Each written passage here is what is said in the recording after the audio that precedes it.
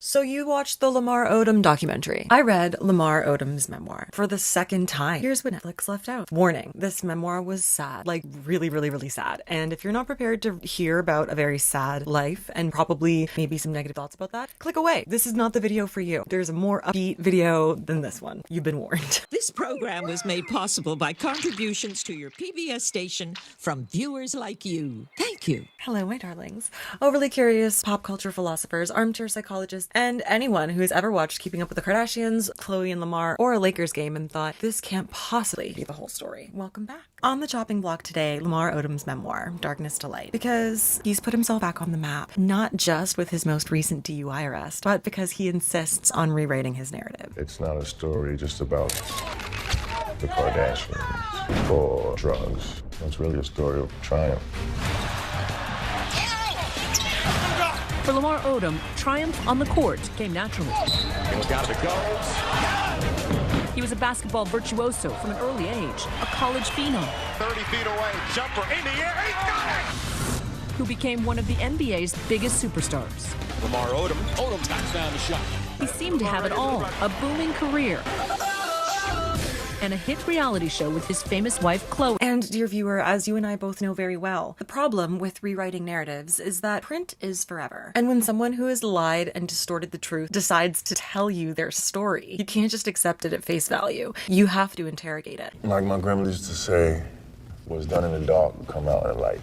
And I think about all the sneaky shit that I've tried to do or get away with, that if it's not in the public light, it's in God's light. Because what's said in the dark, to quote Lamar, doesn't stay there. And today, we're turning the lights on. And I can't sugarcoat this. Not only is Lamar Odom a picture-perfect case study in addiction rooted in unresolved trauma, he's also a textbook example of cyclical generational trauma. He was surrounded by people in every area of his life who enabled him because they would directly benefit from his success. He was taken advantage of, made catastrophically bad decisions, and pushed away everyone willing to help him. Similarly to the Netflix documentary, he takes accountability, as much as he's able to, for his actions and the harm that he's caused. What I find really frustrating, though, is that Lamar has never seemed to progress further than what he wrote that he achieved in his book. Because what makes this memoir extraordinary is that it reads as a personal confession. It feels like you're sitting in a room with Odom, watching him dispel the lies that he's told himself and begin, haltingly, imperfectly, to face the truth. But what emerges isn't addiction. It's addiction's infrastructure, trauma, enablement, self-destruction, and the slow collapse of every support system ever offered to him. There's accountability there, but it's uneven.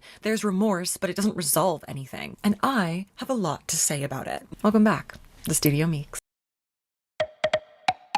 Chapter 1. Lamar's life is a clusterfuck of trauma. Lamar doesn't ease you into his story. This is where I was born. This is where she died. What's immediately clear is that trauma is holding space from the very first moment. And what you need to know is that everything afterwards will be directly shaped by it. He paints the scene plainly. It's cold outside. There are no leaves on the trees. The concrete is cracked and broken. Then, I am Lamar Joseph Odom, and I am alive. Note the present tense. But to understand why any of this matters, we have to go back to the beginning. To understand Lamar Odom, you need to go back to his childhood in Queens, New York. His mother, Kathy Mercer, was his guiding light. A smile, that unconditional love. He says his father, Joseph, was a heroin addict. You wrote, I didn't know it at the time, but he was handing me a blueprint to follow, and the things I hated him for, I would become. Yeah. To his parents. His mother, Kathy Mercer, was 21, working in Queens, still living with her own mother. His father, Joe Odom, was 23, a Vietnam veteran with an easy charm. Their relationship started simply. She liked his smile, and he liked her round, pretty eyes. But Joe's life was already complicated long before they met. He grew up where, as he puts it, we had drugs and temptation. Our lives were at stake. By 14, he was using. Before long, he was dealing. Eventually, he admitted it to his own father. I'm a drug addict. His father's response was quiet but certain. I know, son. The next day, Joe enlisted in the army. But that decision didn't fix things.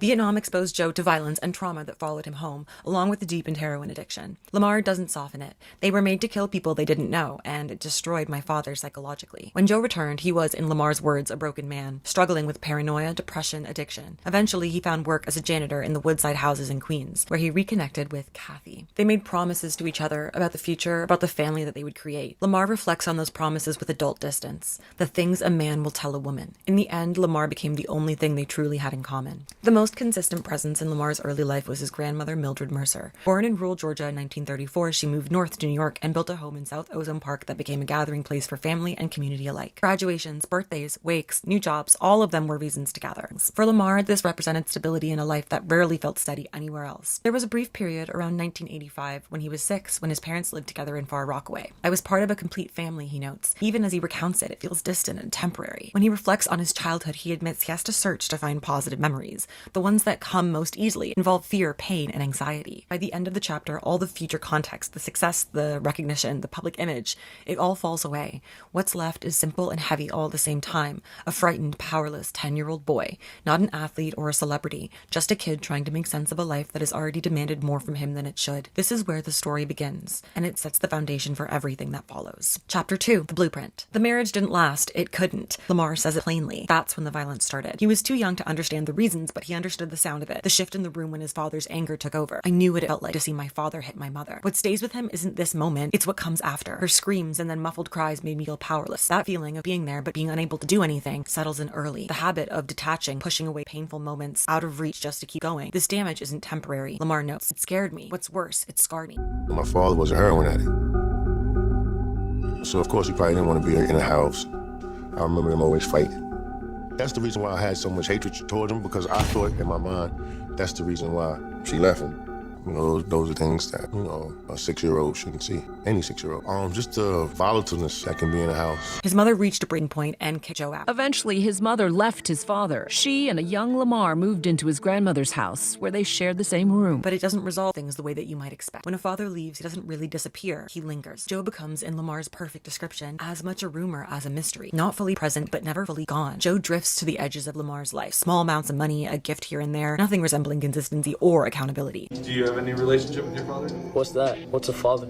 And despite everything, Lamar can't shut him out. My hate for him burned, but I sought his junkie approval above all things. The questions build unanswered. Why did you leave us? Why did you hit my mother? Why didn't you love me? Joe never gives him those answers, and Lamar eventually understands why. He ran and hid and refused to deal with things. After Joe leaves, Lamar and his mother return to Mildred's house on 131st Street. And for a while, long enough to matter, life feels stable. His mother gets a job as a corrections officer at Rikers Island, but she remains to Lamar soft and angelic, beautiful. They share a bedroom, and every night they talk to each other until one of them falls asleep. Two people in the same room talking in the dark, holding the world outside at a distance. He recognizes it clearly looking back. This was the best time of my young life. My mother was happy. I felt safe. I was a regular kid. Basketball enters his life almost naturally. Courts, neighborhood players, the slow realization that he's different. He models himself after Magic Johnson, insists I was Magic Johnson reborn. On the basketball court, Lamar excelled. Even at a very young age, he knew he was destined for greatness. When I was 10 years old, I knew that I would play in the NBA. I didn't have a conversation with God, but the God in me told me that you're going to play in the NBA and you're going to be a champion. And then he looks back at his father, not just at the absence or the addiction, but at the patterns, the avoidance, the running. And instead of seeing only distance between them, he sees something far more unsettling. I didn't know it at the time, but he was handing me a blueprint to follow. And the things that I hated him for, I would become. Chapter 3, The Last Thing She Said. There's a specific kind of grief that belongs to children. It doesn't arrive loudly or all at once. It doesn't come with language or understanding. It just settles in quietly, disguising itself as a small change, a cough that doesn't go away, a little less laughter, a tiredness that lingers in the air and doesn't quite lift. That's how it started for Lamar. His understanding of illness was distant and abstract. The only thing I knew about cancer when I was a kid was that you could die from it. It was something that happened somewhere else, until it didn't. By the summer of 1991, his mother was losing energy, and what started as a routine hospital visit for exhaustion became something else entirely when the doctors said it plainly. Kathy, you have colon cancer. Lamar was 12 years old. He chose to believe that she would get better. He tried to make her laugh because that was the only way he knew how to fight what was happening, and she let him believe that it was working. I never knew how much pain she was in because she hid it from me. Her illness moved quickly, and soon Kathy stopped working at Rikers Island. The person who had been his sole source of comfort and stability for his entire life was slowly being taken apart in front of him, and there was nothing Lamar could do to stop it. By April 1992, she was admitted to St. John's Hospital. It was like she was disappearing right in front of me, literally being erased from my life. Her voice was one of the first things to fade. It didn't sound like Kathy. It was as if I were speaking to a stranger. In one of their final moments together, she found enough strength to hold his hand and say the last words she would ever say to him. Be nice to everyone, Muka. That was all. Just a simple instruction, shaped by who she was. He left the room shortly after, not realizing it would be the last time he would hear her voice. Well, my mother was, she was really caring, and she cared about people, and a really nice smile. She had really wide eyes, and She always had my back. But when I found out that she was sick and she was gonna pass, I was hurt. I was only 12. I remember the day that she passed away. I remember going to see her, and I remember how the cancer just ravaged her body. Like if I could go back to that time and you could put me in that room, I probably wouldn't even recognize who she was. You know what I mean? Her face was so swollen, she was bleeding out of her mouth, and she kept saying Muka, Muka, the nickname she used to call me. And like just seeing that, I don't think anything could prepare you for your mother passing away at 12 years old. Taken away from me like that. He found out she was gone at home. Lamar responded in the only way he knew how. He picked up a basketball and went to the court. People began to gather without being asked. Teammates, neighbors, others from the community, all who knew Kathy. Nobody made speeches or needed to explain anything. They just stood there with him, their presence saying what words couldn't. We got you. We are here with you, Muka. The funeral passed in a blur. He stayed mostly internal, turning over questions he didn't feel he could say out loud. No one asked God why, except me, although I dared not say it. He tried to make sense of it in the only way that he could. Death was a cage for me, but it was a release for my mother. Even at 12, he understood her suffering had ended, but that his had not. The chapter ends where he instinctively returns to the court, not because it solves anything, but because it gives him something to hold on to. For the first time in my life, basketball had saved me, if only for a moment. Because when the game stops, everything is still there. His mother is still gone, his father is still a confusing ghost, and he is still a child trying to navigate trauma far beyond his years. Chapter 4, The Only Way Through. After his mother died, he couldn't sleep, food lost its taste, and even the sound of his own voice felt distant. It felt like all of my emotions were just stuck. The world began to pass me by. He describes it plainly. My mother was gone, but so was I, and the only place where that feeling loosened its grip, even slightly, was the basketball court. For the next 2 years, Lincoln Park became everything to Lamar. On the court, his pain turned into direction, aggressive, relentless. Every movement carried something behind it, something heavier than the game itself. He played as if his life depended on it, and in truth, maybe it did. And in the middle of all that repetition, something began to shift. Lamar's game didn't just improve physically, it changed mentally. He started seeing things before they happened. Angles, movements, openings that other players would miss. I could see passing angles even most adults couldn't. This wasn't teachable. It came from instinct. In the fall of 1993, he enrolled at Christ the King Regional High School in Queens, but he struggled with the structure. His attendance slipped. Focus came and went. But something caught his attention there. Liza Morales. At first, it was small, shared glances, casual interactions, but it didn't stay small. Where he was scattered, she was disciplined. Where he drifted, she was grounded. No matter how different we were, I really liked her. And he started showing up more, paying attention. Not because school had become suddenly important, but because she was there. And Liza didn't make it easy for him. When you stop running around with all those other girls, I'm waiting for you and you alone. There was something about that certainty, the refusal to meet him halfway, that made Lamar want to meet her there. Basketball at Christ the King brought something else. We were all just like family. Everything Lamar did during this time traced back to his mother, to her voice, to the last thing that she told him. He was trying to live up to it, even if he fully didn't know how to yet. Trying to become someone worthy of the way that she protected him and the way that she loved him. But he wasn't there yet, and he knew it. The grief hadn't gone anywhere, but for the first time since her death, he wasn't standing still anymore. He was moving, and for now, that was enough. Chapter 5, Monster. The summer of 1994 changed Lamar Odom overnight. He grew 7 inches, jumping to 6'9", but what made it matter wasn't just the height. He still moved like a guard, handled the ball with control, saw the court in ways most players his size couldn't. That combination made him incredibly hard to categorize. A player who could do both. The kind of player people didn't really quite know how to defend because they didn't quite know what they were dealing with. The Riverside Hawks changed that. One of the most competitive AAU programs in the country. Fast, physical, intense. The roster was loaded. Elton Brand, Ron Artest, Eric Barley. Lamar fit in as the connector, the one who could shift roles depending on what the game needed. I'd push it up the floor and direct traffic and dazzle the crowd with an array of passes. It looked flashy, but it came from real vision. He wasn't guessing, he was reading. That winter at Christ the King, everything came together. Scoring, rebounding, passing, defending. In a game against Bishop Ford, something clicked in a new way. It was one of the first times I felt truly unguardable. 17 points, 14 rebounds, 10 assists. His first triple-double. And in the stands that day was Gary Charles, a major figure in AAU basketball. He watched one game and made a decision. This kid is a monster. That wasn't enthusiasm, but an evaluation. A recognition of potential at the highest level. Along with his associate, Greg Nunn, known as the General, and who will become very important, Charles began figuring out how to bring Lamar into their system. He knew every angle, every hustle. Christ the King entered the playoffs and eventually reached the championship game against St. Raymond. Lamar adjusted, stabilized everything around him. From there, the momentum shifted. The crowd responded, and by the end, it wasn't just a win, it was a statement. Christ the King to the championship, and Lamar set a new record in the process, surpassing the previous mark held by Lou Alcindor, better known as Kareem Abdul-Jabbar. 36 points, 10 rebounds, 5 blocks, 4 assists, tournament MVP. He describes the feeling as existing between two things at once. I was somewhere in between the memory and the dream, but I was on my way toward fulfilling the dream. The memory was everything behind him. Queens, loss, the court, the silence, his mother's voice. The dream was everything ahead. And for the first time, those those two things were starting to meet. Chapter 6, The Machine. The moment that Lamar Odom walked into his first Long Island Panthers practice, someone said it out loud. Damn, Gary got it done. He got Lamar. It sounds like praise, and it was, but it also marked a shift. For the first time, Lamar isn't just a player, but a valuable acquisition. And he's stepping into a system that has been operating long before he's understood it and will continue to operate whether he is successful or it spits him out.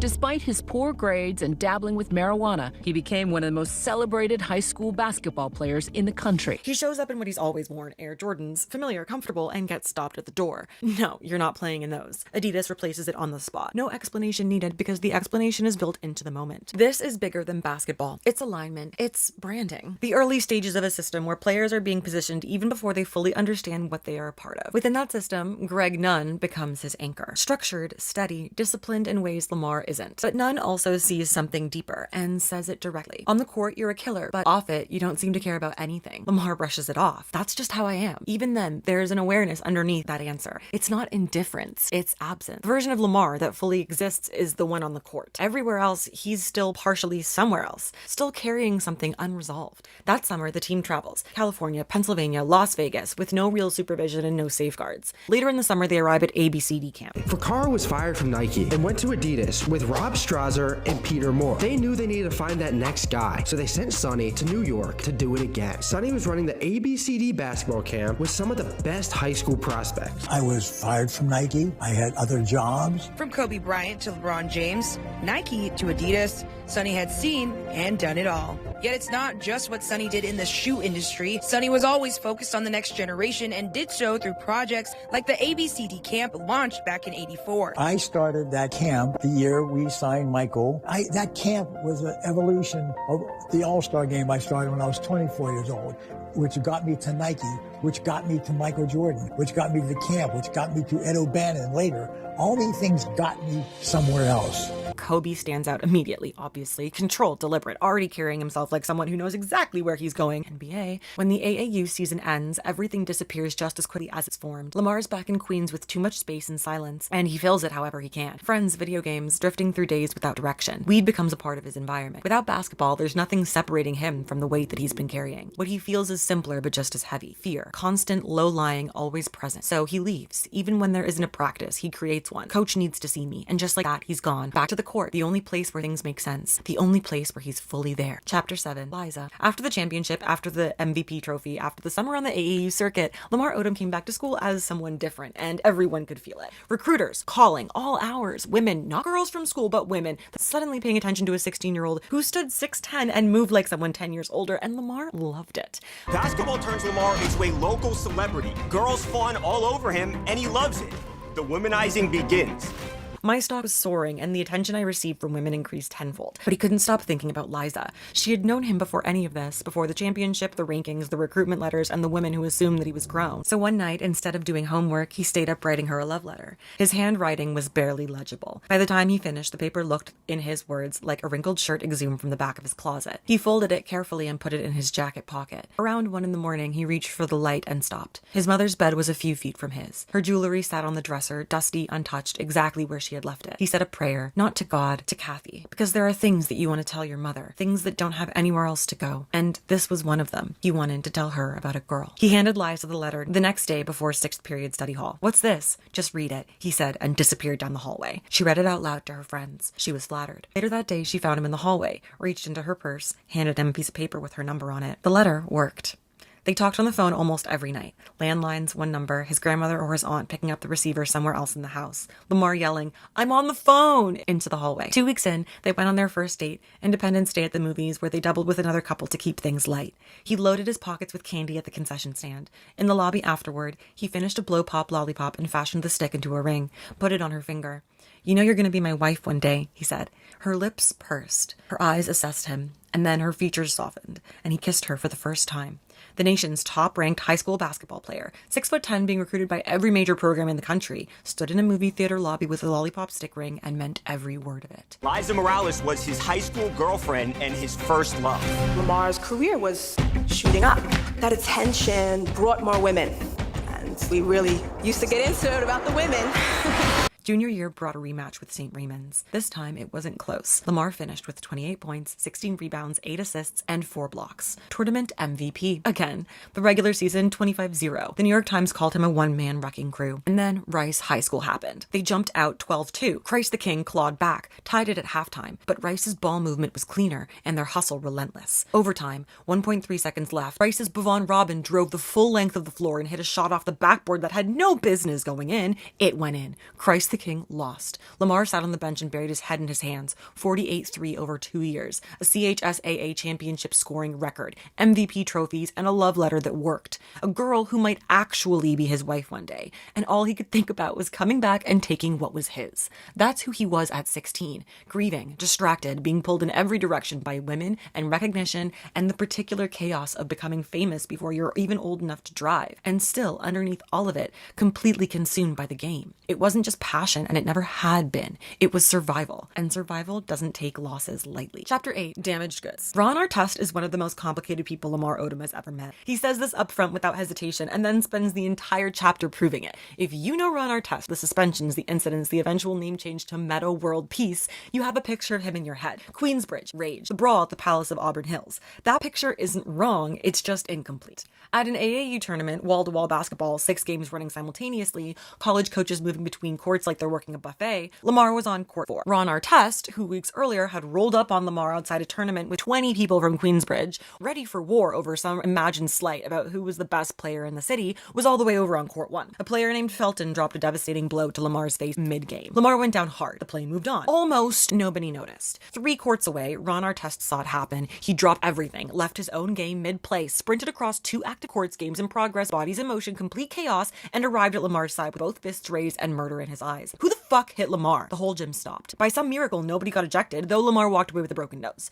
Ron made his position clear. No one fucks with Lamar. You hear me? No one fucks with my man. Weeks earlier, he had squared up to Lamar in a parking lot. Now, he just sprinted across 2 active courts to defend him. This is the chapter where Lamar steps back from the individual moments and looks at the larger picture. At himself, at Ron, at James Felton, the player who threw the elbow, and at what they all actually were underneath the rankings and the recruitment letters and the sneaker sponsorships. Damaged and undiagnosed kids. All 3 of them. Different flavors of the same wound. Mental illness, substance abuse, grief, trauma buried underneath the surface or dismissed entirely because the system that had assembled them into a product had no infrastructure for what happened inside of them. No language for it, no interest in it. The game needed their bodies and their talent. Everything else was someone else's problem. They sold us a dream and we bought it. And Lamar doesn't linger on this fact, but it hangs over everything that follows because he's right. He knew it even then, at some level he couldn't yet articulate. He knew it when he was escaping to the court to avoid the grief at home. You know, when you're young and you lose someone like your mother, you don't even really know how to express the pain that you're going through. Fortunate enough for me, I had that damn basketball, and that was my escape. And it worked for a little while. And my grandmother, you know, she tried as hard as she could, and it stuck for a little while. But then as time goes, if you don't really, you know, wash it and rinse it away, you don't heal properly. And I think that was my case. He knew it when basketball stopped being something he loved and became the only thing standing between him and a collapse that he could feel coming but couldn't name. All 3 of them were kids from New York, carrying things that nobody around them was equipped to address. And the system that had the most access to them, that had organized their summers and dressed them in sponsored gear, had no interest in what they were carrying. What becomes obvious is that you can't run from the pain forever. Sooner or later, it catches up to you. Chapter 9, Redemption, and other things that weren't. Sonny Vaccaro had a plan. He always had a plan. Transfer Lamar Odom to Mount Zion Christian Academy in Durham, North Carolina. Team him up with Tracy McGrady. Build the most dominant prep basketball program in the country under an Adidas banner. The endgame was clean. Kobe Bryant, Tracy McGrady, and Lamar Odom, 3 of the best players in the world, all draped in Adidas. Vaccaro wanted to take over the world, and Lamar Odom was the final piece. But Lamar didn't want to go. Not because the plan wasn't impressive. It was. But he had never been away from home for an extended period of time, and he had no desire to start. He liked Christ the King. He wanted another shot at the championship that Rice had stolen with a banked shot off the backboard with 1.3 seconds left on the clock. And underneath all of that, underneath the basketball and the ambition and the sneaker politics was the real reason. He wasn't ready to leave his grandmother. It had been 4 years since his mother died. 4 years, and he was nowhere near done grieving. And then there was Liza, who didn't even know that these conversations were happening, and when she found out, was deeply hurt. Lamar, faced with a confrontation that he didn't know how to have, did what he would do for the next next 20 years. He avoided it entirely. That began a pattern of dealing with conflict in my life that would last for 20 years. Eventually, Vaccaro wore him down. Lamar agreed to go on one condition. He wasn't going alone. He needs Greg none. Greg agreed. Plans were made. And on the Tuesday before they were supposed to leave, Lamar backs out. Greg was standing on the sidewalk in front of Lamar's house when he found out. You fucked me. He had. Greg had committed to Mount Zion, hadn't enrolled anywhere else, and now had nothing. The machinery creaked and groaned and recalibrated. Lamar went back to Christ the King. Life continued, except it didn't really. Back home, the depression that had been lurking beneath the surface came up for air. Lamar couldn't stop thinking about his mother, wondering why she was taken and finding no answers. In the first 16 days of his senior year at Christ the King, Lamar attended school twice. Didn't complete a single assignment. Gary Charles found out, called him screaming. They're gonna fail you off the fucking team. Lamar wasn't worried. Gary had too much riding on his success to let that happen. And he was right. Gary always found something. This time, Redemption Christian Academy, a boarding school in Troy, New York, 160 miles upstate in the middle of nowhere. Greg had already been enrolled as a consolation prize for the Mount Zion fiasco. Lamar called Greg to ask how it was. It's a real shithole. You'll fit in great. They both laughed. No heat in the rooms or classrooms. Students made their own bunk beds out of 2x4s on arrival. The food tasted like cardboard. 40 kids sharing 3 showers. An unorganized circus run by administrators who appeared to be inventing the rules as they went along. Gary had somehow looked at this place and decided it was an appropriate destination for the National Player of the Year. Meanwhile, the machinery kept grinding. Pastor Massey, who ran the school, had recognized what having Lamar Odom on his campus meant in basketball terms, and had begun allowing low-level agents to fly Lamar on private jets to AAU tournaments in Florida, quietly stacking up NCAA violations. The payphone in the school lobby was Lamar and Greg's only line to Gary, and they were certain that Massey had it tapped. UNLV was recruiting hard. Their man was Greg Shoes Vitrone, a tough basketball lifer from Queens. One day, Shoes picked Greg and Lamar up from Redemption and called the pastor on speaker to expose what he was doing. Massey answered with the confidence of a man addressing a congregation. When Shoes pressed him about Lamar's grades, the pastor assured him that the good Lord would handle it. What the good Lord actually required was $15,000 for 3 Bs. Massey wanted $15,000 to change 3 grades, and it was done. By the end of the week, Lamar had a report card full of fraudulent A's and B's. Then the transcripts arrived. Nothing but F's. Massey had taken the money and sent the real grades anyway. They had been had, both of them, not eligible and back to square one. Gary, as always, found something. St. Thomas Aquinas in New Britain, Connecticut. Another school, another fresh start. Lamar never even played a game there. And yet, despite all of it, 3 high schools in one senior year, his depression, absences, his fraudulent transcripts, unheated classrooms, the payphones and the private jets and the backroom cash and adults treating him like a walking investment, Lamar Odom was named Parade All-America First Team for the 2nd consecutive year,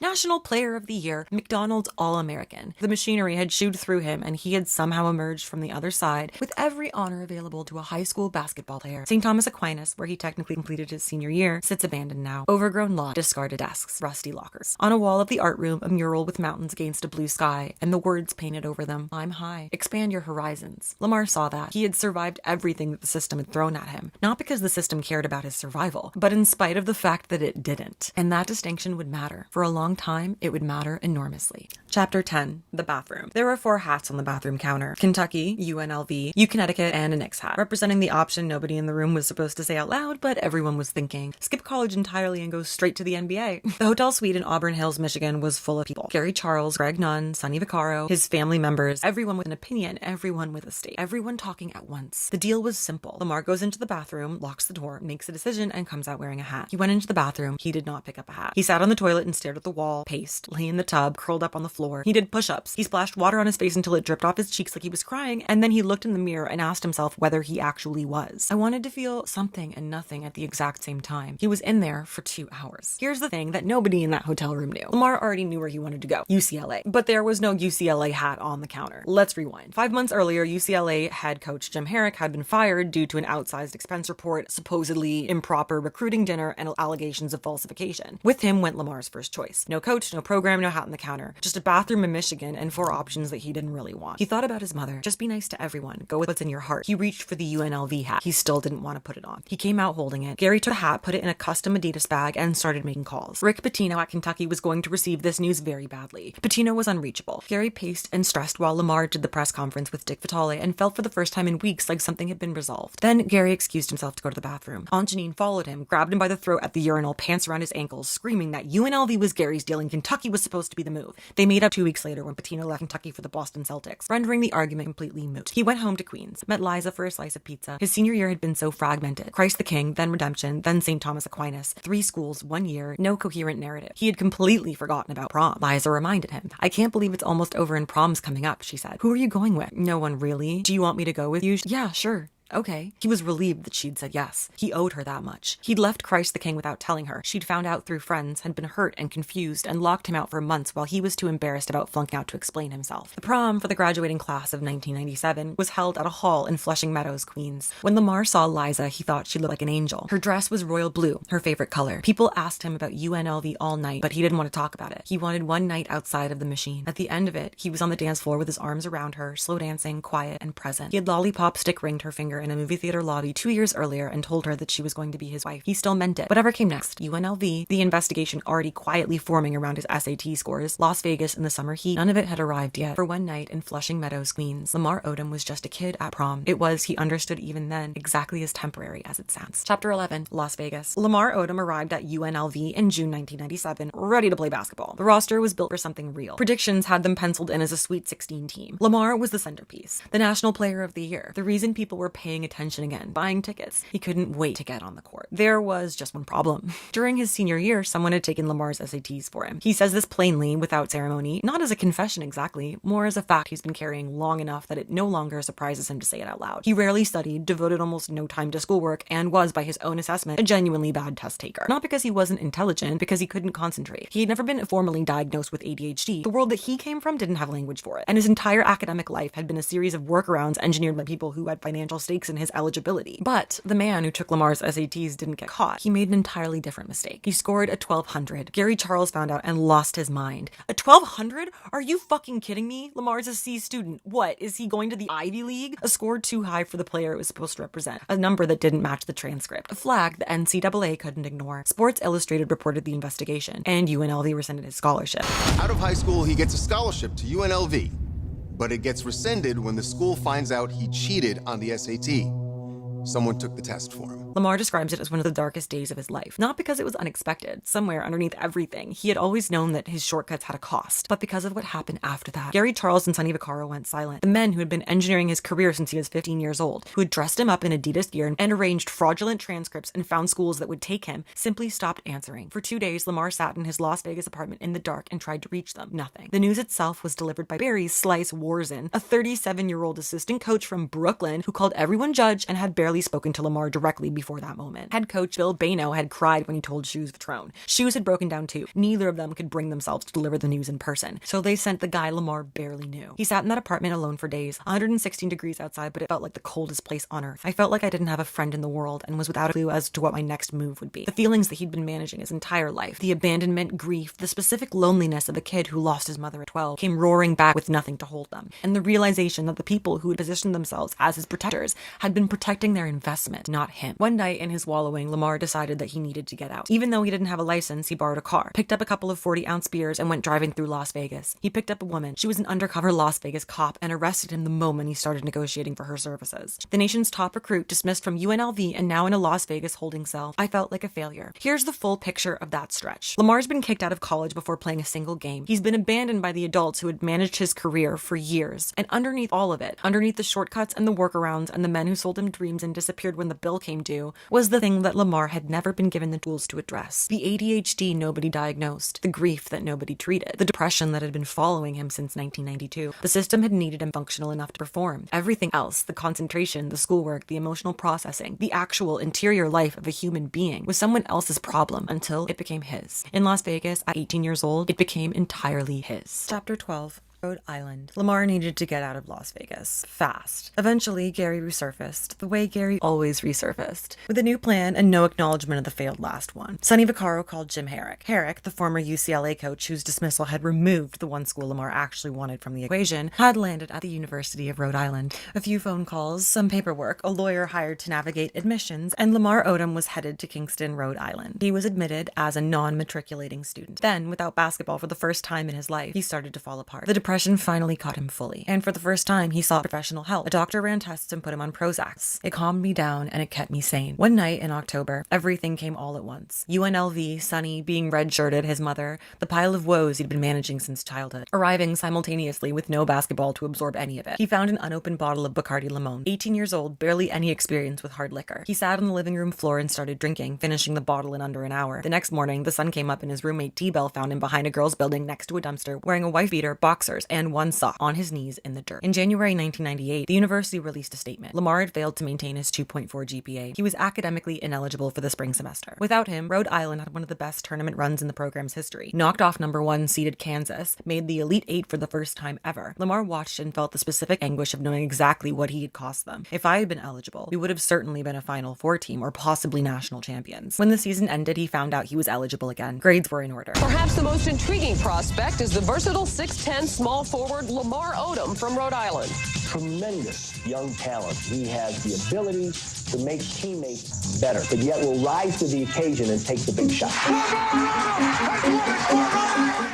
On the court, Lamar became a college hero for the University of Rhode Island, taking his school to the NCAA tournament with this buzzer beater. Thing was still unresolved. A specific weight he needed to put down. He went back to Las Vegas, walked into the UNLV gym where his former teammates were running pickup, got his shoes on, took to the court, and went to work on everyone in front of him with a ferocity that had nothing to do with basketball and everything to do with what had happened in that city. He called his shots out loud. A skinny kid named Sean Marion, a transfer from a junior college who would become a future NBA All-Star, looked genuinely confused by what Lamar was doing to him. When he was done, he picked up his bag, threw a towel around his head, exchanged cordial words with coaching staff, and walked out into the afternoon sun. Lamar notes, a weight was lifted off my shoulders yet again. My step felt lighter. UNLV and everything that came with it no longer mattered. For the first time in years, I felt free, for a moment, from one specific thing. He was getting good at collecting those moments, holding on to them just long enough to keep moving forward. Chapter 13, Junior. When Lamar was at Rhode Island trying to stay eligible, Liza was at John Jay College trying to build the life that she'd mapped out for herself. Then, she started feeling sick and exhausted and nauseated. The doctor told her what she already feared, that she was pregnant and terrified. Her mother was devoutly Catholic. An unplanned pregnancy out of wedlock wasn't just bad news in that household. It was a seismic event. Liza hid it for months. Eventually, she sat her mother down at the kitchen table and broke the news through sobs. Her mother then burst into tears, paced the kitchen and prayed out loud. 4 weeks of silence, passing each other in the hallways without eye contact. If Lamar called and her mother picked up the phone, he hung up. When Liza told Lamar, he went quiet. Then she said something that cut through all of it. I don't want to have an abortion. I'm serious. I want my baby girl. And if you don't feel the same way, I will leave you. Do you? He heard the truth in her voice. He looked at her, touched her cheek with the back of his hand, pulled her close. I want this baby. We're gonna have a baby girl. She pressed her face to his chest and cried. He winds up at the University of Rhode Island, and in his freshman year, Liza Morales gets pregnant, and Lamar becomes a father at 19.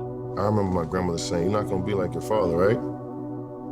And I'm like, nah, Ma, I got this. He named her in that moment Destiny. On August 8th, 1998, Destiny Catherine Odom was born at St. John's Hospital. The middle name was for Kathy. Lamar held his daughter and couldn't believe the size of her brown eyes. He then promised himself, quietly, privately, with the specific determination of someone who knows exactly what the absence of a father feels like, that he would be the man his father wasn't. His first official season at Rhode Island arrived with significant noise. Top 25 in the AP preseason poll, a Sports Illustrated feature. The season itself was everything the hype suggested. Lamar averaged 17.6 points, 9.4 rebounds, and 3.8 assists on a 48% shooting. The moment that defined the season happened in Philadelphia at the Old Spectrum Arena against Temple. The game ground toward its conclusion, tied at 59 with 10 seconds left. Lamar ripped down a rebound, pushed the ball to half court, and Rhode Island called timeout with 6.1 seconds remaining. Coach Herrick gathered the team on the sideline. He called Lamar Jr., always had. He didn't drop a play. He didn't need one. This play is going to Junior. Just get it to Junior. 6 seconds, inbounds pass. Lamar caught it beyond half court and went near the left sideline, feeling where the three-point line was without looking for it, letting instinct and repetition do what thinking couldn't. He looked up at the clock and let it go. Not to be cocky, but under that type of immense pressure, I knew it was going in as soon as it left my hand. The ball dropped through the net. The arena exploded. Lamar turned and ran the fastest he'd ever run in his life all the way to the opposite baseline where he fell to the floor. His teammates tackled him and he started to cry. After the season ended, Lamar sat at his locker after the Atlantic 10 championship, tears running down his face. The sports information director came in to tell him that it was time for the press conference, but his teammate Antonio stopped him. Just let him sit for a second. Let him get it all out. He calls it the single best moment of his basketball career. Not the double Laker championship, not draft night, a quiet locker room in Philadelphia, his teammates giving him space to feel something completely. A while later, he was at dinner with Sonny Vaccaro, who kindly cooked Italian with the energy of a man who assumed his outcome was already decided. He made his pitch to Lamar,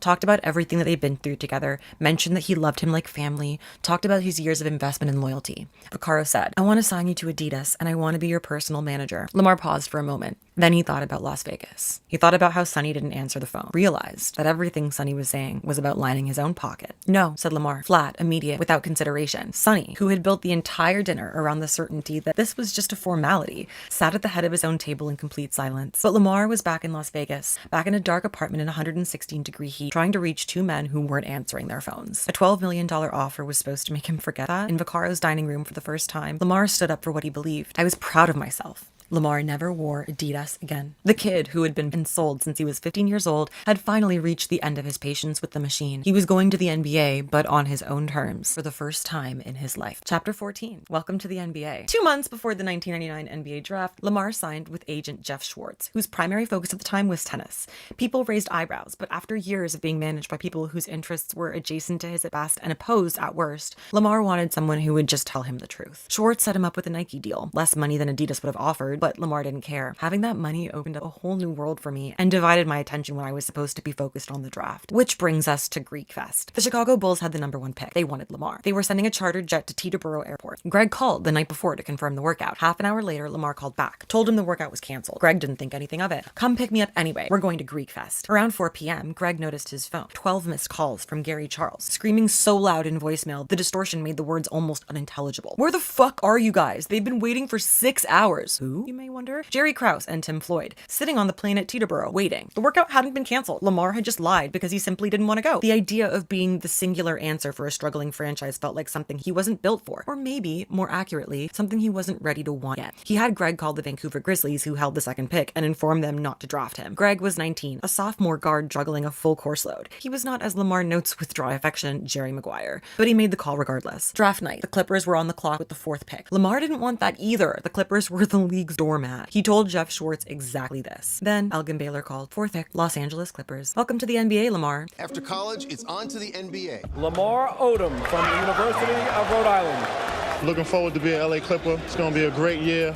Can't wait to get to LA and start working out. I felt like I arrived. I just wish I could have had that moment with my mother. Because on the outside, you're on top of the world, Yeah, and but on the inside. just a hurt little boy. Before Los Angeles, there was one thing Liza wanted him to do. It had been 7 years since his mother died. 7 years, and Lamar had never visited her grave. I don't think I'll be able to handle it. You have to go to say goodbye for her and for you, Liza said. So he went. He stood there and thought about what she would think of him, whether he'd become the man she expected. He laid a #7 Clippers jersey on her graves and said goodbye to Kathy Celestine Odom. My mother and my relationship was extremely close. Maybe I didn't know how sick she was, maybe until towards the very end. I remember she went to the hospital, she came home. She lost a lot of weight. I mean, it was just, I guess it just made me grow up maybe extra fast. We know now that childhood stress, regardless of the cause, raises brain cortisol levels. And when you raise brain cortisol levels during those developmental years, you suppress the production of the brain-derived neurotrophic factor. So normal mood center development doesn't take place. I don't even know how to put it into words. I have my mother. I'm very close to my mother. So I don't know what that's like. I miss her a lovely smile. And I miss her stink breath. Her breath used to really stink in the morning, but I miss it. He likely has suffered from chronic PTSD that has re-exacerbated over time as more traumas have occurred. Then he went to Los Angeles. The debut was something. Seattle Supersonics, Vin Baker and Horace Grant, veterans who had spent careers guarding near the basket, suddenly facing a 6'10" left-handed point forward who could dribble like a guard, pass like magic. He controls it for Los Angeles, and Odom has it. Quickness throughout the spin here, just remarkable ability, ball consent. In and out. Odom the rebound. The give and the go to Mo. Odom. Oh boy. And they've dug an even deeper hole here tonight. Great catch by Odom in traffic. Odom with 5 on the clock. A 3. Bingo! 2-on-1. Odom slammed up. Finals. Odom to the hole. The electrifying Lamar Odom. No one's going to stop. 6'10" against 6'4". 6 in the shot clock. Odom's going to fire a 30-30. Behind that line, he just says, why not? The clock's running out. Vancouver as we speak.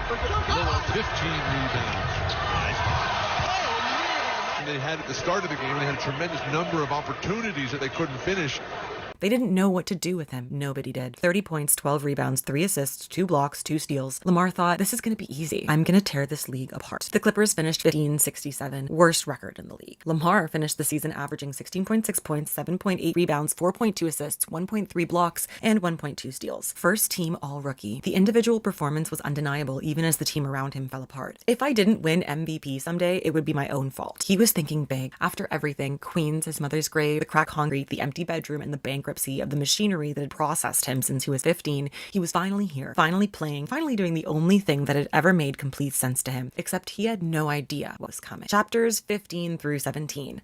The revolving door, contract year, and fog. Liza lasted 1 year in Los Angeles before going home. She wanted to finish school, wanted family around her and Destiny, wanted to be somewhere where she felt like herself rather than a supporting character in someone else's new life. Lamar had told her, back in a movie theater lobby in Queens with a lollipop stick, that she was going to be his wife. They never got married. The relationship went on and off for years, his infidelity a recurring wound, and yet they never fully let go of each other either. With Liza back in New York, Lamar rented a house in Marina del Rey, moved 2 friends in, and the house became exactly what a house becomes when you're 21 years old, newly wealthy, famous, and newly unsupervised. A revolving door of women, weed throughout most of the season, drug testing and all. He'd walk out his front door, look at the fancy neighborhood, and marvel at the distance between where he stood and where he came from. The 2001 Clippers got interesting. They selected 3 teenagers who would change everything about how they played. Darius Miles, Quentin Richardson, Keon Dooling. Everyone was 20 or younger, and they pushed the ball constantly, playing with the joyful recklessness of people who hadn't yet learned to be afraid of losing. People called them, affectionately, the best AAU team in the NBA. Then Lamar failed a drug test. Spring 2001, 5-game suspension, tearful press conference. He addressed the media. This will definitely not happen again. The fans have been great to me since I've been here, and I hope it continues. I hope everyone doesn't pass judgment on my mistakes. He was surprised that it had taken this long to get caught, noting, I knew I wasn't going to stop. He completed the required aftercare program the way he completed most things that felt like obligations without consequences. Barely. Showed up infrequently, and no one followed up. He wasn't worried. The suspension cost him games. A bruised foot and sore shoulder would cost him more. He played 26 games that season, averaged a career-low 13.1 points on 41% shooting. The one genuine bright spot arrived on January 1st, 2002. Liza gave birth to their son. They named him Lamar Jr. 3 games into the next season, Lamar failed his second drug test in 8 months. He had delivered the same speech twice now. This will not happen again. You can trust me. He had used those exact words, meant them in the moment. This was a structural problem. It was the thing that sat between him and the grief and the anxiety and the depression and everything that he had never properly addressed for. When you look at the reality, it's very tragic. Lamar was 22 years old, the most naturally gifted player on a team full of talented young men, living in a house in Marina del Rey that he still marveled at every morning. He was also the kid who had lost his mother at 12, spent the decade since trying to get ahead of what that loss had done to him. The basketball court was still the only place where that noise went quiet. Everything else, the women, the weed, the revolving door, and the hollow press conference apologies, were just noise. A different noise from grief, but noise that served the same purpose, keeping the real pain at a manageable distance. Elgin Baylor released a statement. Lamar has let his teammates down, as well as our entire organization, Coach Gentry. It's ridiculous that it's happened. We're very disappointed. I don't think mad is the right word. I'm more disappointed. Greg stayed in Los Angeles and partied until June. Then they flew back to New York together, and Lamar, 4th overall draft pick, Marina del Rey house, NBA salary, all of it, spent the summer sleeping on a leather couch in Greg's 4th floor walk-up in Brownsville, Brooklyn. No elevator, 1 air conditioner they bought up and set on the windowsill themselves. The Pacific Ocean and the celebrity neighborhood and the fancy houses in Marina del Rey had almost made Lamar forget what it was like to move freely on a New York block where people knew him as Lamar, not as a Clipper. He had come a long way from Queens. That summer, he went back on purpose. But when the Brooklyn days faded into late summer, it was time to get serious. This was contract year. Greg Nunn moved to Los Angeles permanently as Lamar's full-time manager. He immediately cleaned house, literally and figuratively. Kamal and Alex Harris got relocated to apartments in Sherman Oaks. They weren't happy about it, but they also were given free apartments, so they couldn't really complain. There were also new rules. No smoking in any of Lamar's cars, no drugs of any kind near anything registered in his name. The revolving door policy, party central, marijuana smoke at every hour, was over. After Lamar had been suspended twice for violating the NBA's drug policy, Greg knew something had to change. This wasn't just about lifestyle. It was about money. Lamar was heading into his contract year. The following summer, he'd become a restricted free agent and negotiate his first veteran deal. Tens of millions of dollars on the line. A 3rd drug suspension wouldn't just cost him games. It would cost him the contract, the career, potentially everything.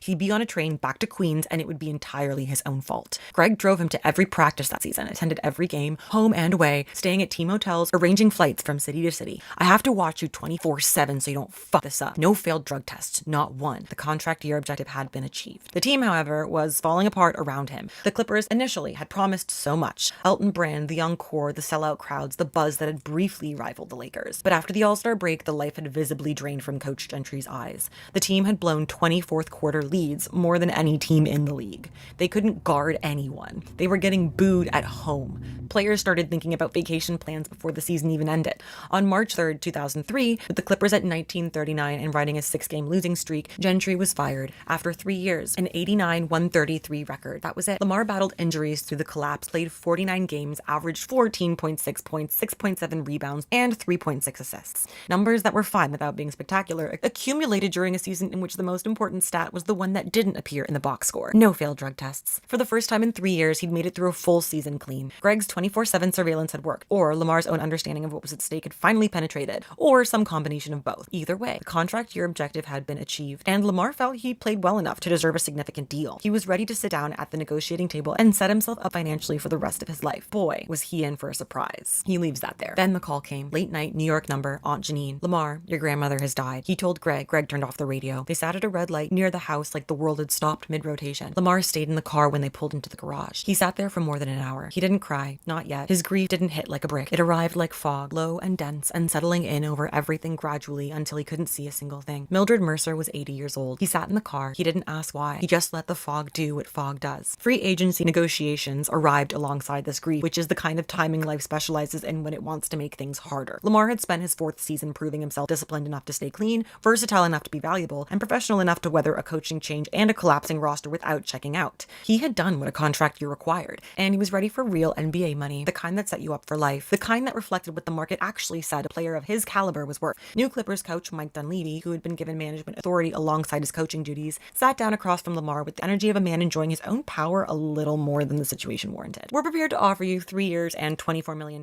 That's the most I can do. Lamar ran the comparison in his head immediately. Corey Maggette, their own shooting guard, who had put up similar numbers, had just been offered $42 million by Denver, and the Clippers matched it without hesitation. The organization matched $42 million for Maggette and was now sitting across from their franchise cornerstone offering less than a third of max value. Thanks for nothing, Lamar said. He walked out. That was the last conversation he ever had with Mike Dunleavy. The gap between those two moments, sitting in the garage grieving his grandmother and sitting across the table from a man lowballing him on his future, captures something essential about this chapter of Lamar's life. He was operating in 2 registers simultaneously: the private world of loss and family and the person he actually was, and the public world of basketball and business and the person everyone needed him to be. Mildred was the last of this original architecture. His mother gone at 12, his father gone long before that in every way that mattered, and now the woman who had held 131st Street together, who had kept bellies full and lights on and provided the gravitational center that everything else orbited, was gone too. He was 23 years old. He had a daughter named Destiny and a son named Lamar Jr. and a woman named Liza who had loved him since homeroom at Christ the King. Lamar was capable of extraordinary loyalty and extraordinary carelessness, often within the same week, and Liza had absorbed most of the cost of that contradiction. The grief for Mildred sat on top of all of this. The fog settled in and didn't lift quickly. Lamar had the same choice he always had: find a way to feel it or find a way to outrun it. Lamar was 23. He had buried his mother, his grandmother, and the version of his career that he had imagined at the draft. He was about to leave the Clippers for somewhere new. The fog would lift eventually. It always did. And when it did, there was always another decision waiting. And if you're still here, thank you so much. If you like the top I'm wearing, it will be available for purchase on Mulhausen Collective.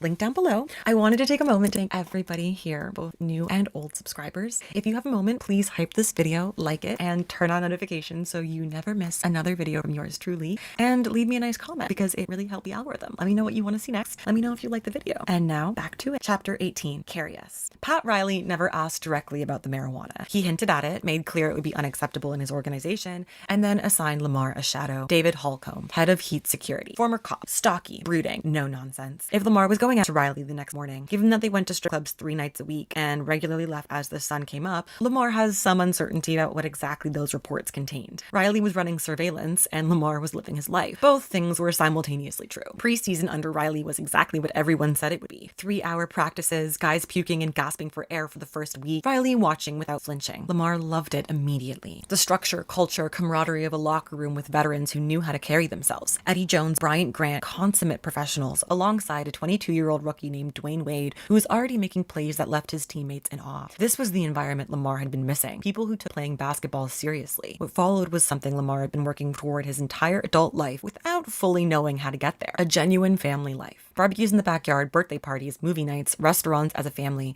his kids at the beach for the first time. Seeing them run down to the water and then flee the surf as it came in is one of the most vivid memories of my life. He had stopped smoking almost completely. Riley was pleased with his punctuality and professionalism. Think Magic Johnson. Magic Johnson, son. Yes, sir. Lamar knew exactly what that meant coming from Riley. There was no one he held in a higher regard. Magic, the size, vision, unselfishness, the ability to make everyone around him better just by being on the floor. I had something I cared about more than myself. He had kept the vow that he had made to himself, standing over his mother's grave with the Clippers jersey in his hands. His children had a father they could see, a father who showed up, a father who taught them to swim. I didn't become my father. I did it the right way. 7 words, the whole thing right there. March 4th, 2004. Riley was in the tunnel as the Heat walked out. He lowered his head and stared directly at Lamar as he ran by. Carry us. Carry us. Oh, he did. 30 points, 19 rebounds, 11 assists. A triple-double that remains to this day the only one in Miami Heat history. He followed it with 5 more double-doubles in the next 3 weeks, including a 26-point, 18-rebound, 4-assist performance against Dallas on March 26th. The Heat went 9-1 during that stretch. Back in the playoff picture, Lamar was named Player of the Month for March, the only time in his career he received the honor. He notes, "I was in such a good place in my life," and says this simply, without elaboration, which makes it land harder than any amount of detail would. He was in such a good place in his life. Not he was playing the best basketball of his career, though he was. Not he was getting the recognition that he deserved, though he was getting that as well. He says that he was in such a good place in his life. The basketball and the family and the discipline and the clarity all converged into something that felt, for the first time, like the version of living he'd been trying to construct since he was 12 years old, running to a court in Queens with a basketball and nowhere else to go. Mildred was gone. His mother was gone. His father was a ghost who had handed him a blueprint he'd spent his whole life refusing to follow. But his daughter was learning to read, and his son could swim. And Pat Riley was standing in a tunnel pointing at him and saying, "Carry us." And he could. For this moment, everything was exactly what it was supposed to be. Chapters 19 through 21. It's a business, Team USA, and the Demon. The plane had just landed, his season had just ended, and Lamar turned his phone back on. It sounded like a pinball machine. Jeff Schwartz, Miami was trying to move him. The proposed trade, Lamar, Caron Butler, Brian Grant, and a first-round pick to the Lakers in exchange for Shaquille O'Neal. Lamar was shocked. I'd trade me for Shaq too. He knew it was true. This is why players are constantly repeating the mantra, "It's a business," because it's 100% true. Riley had been working on the deal for weeks. While Lamar was in the air, the media had already reported it as complete, which was why Jeff had been calling. There was a trade kicker in Lamar's contract. If he was dealt with in his first year in Miami, he received a 15% bonus, $7.4 million.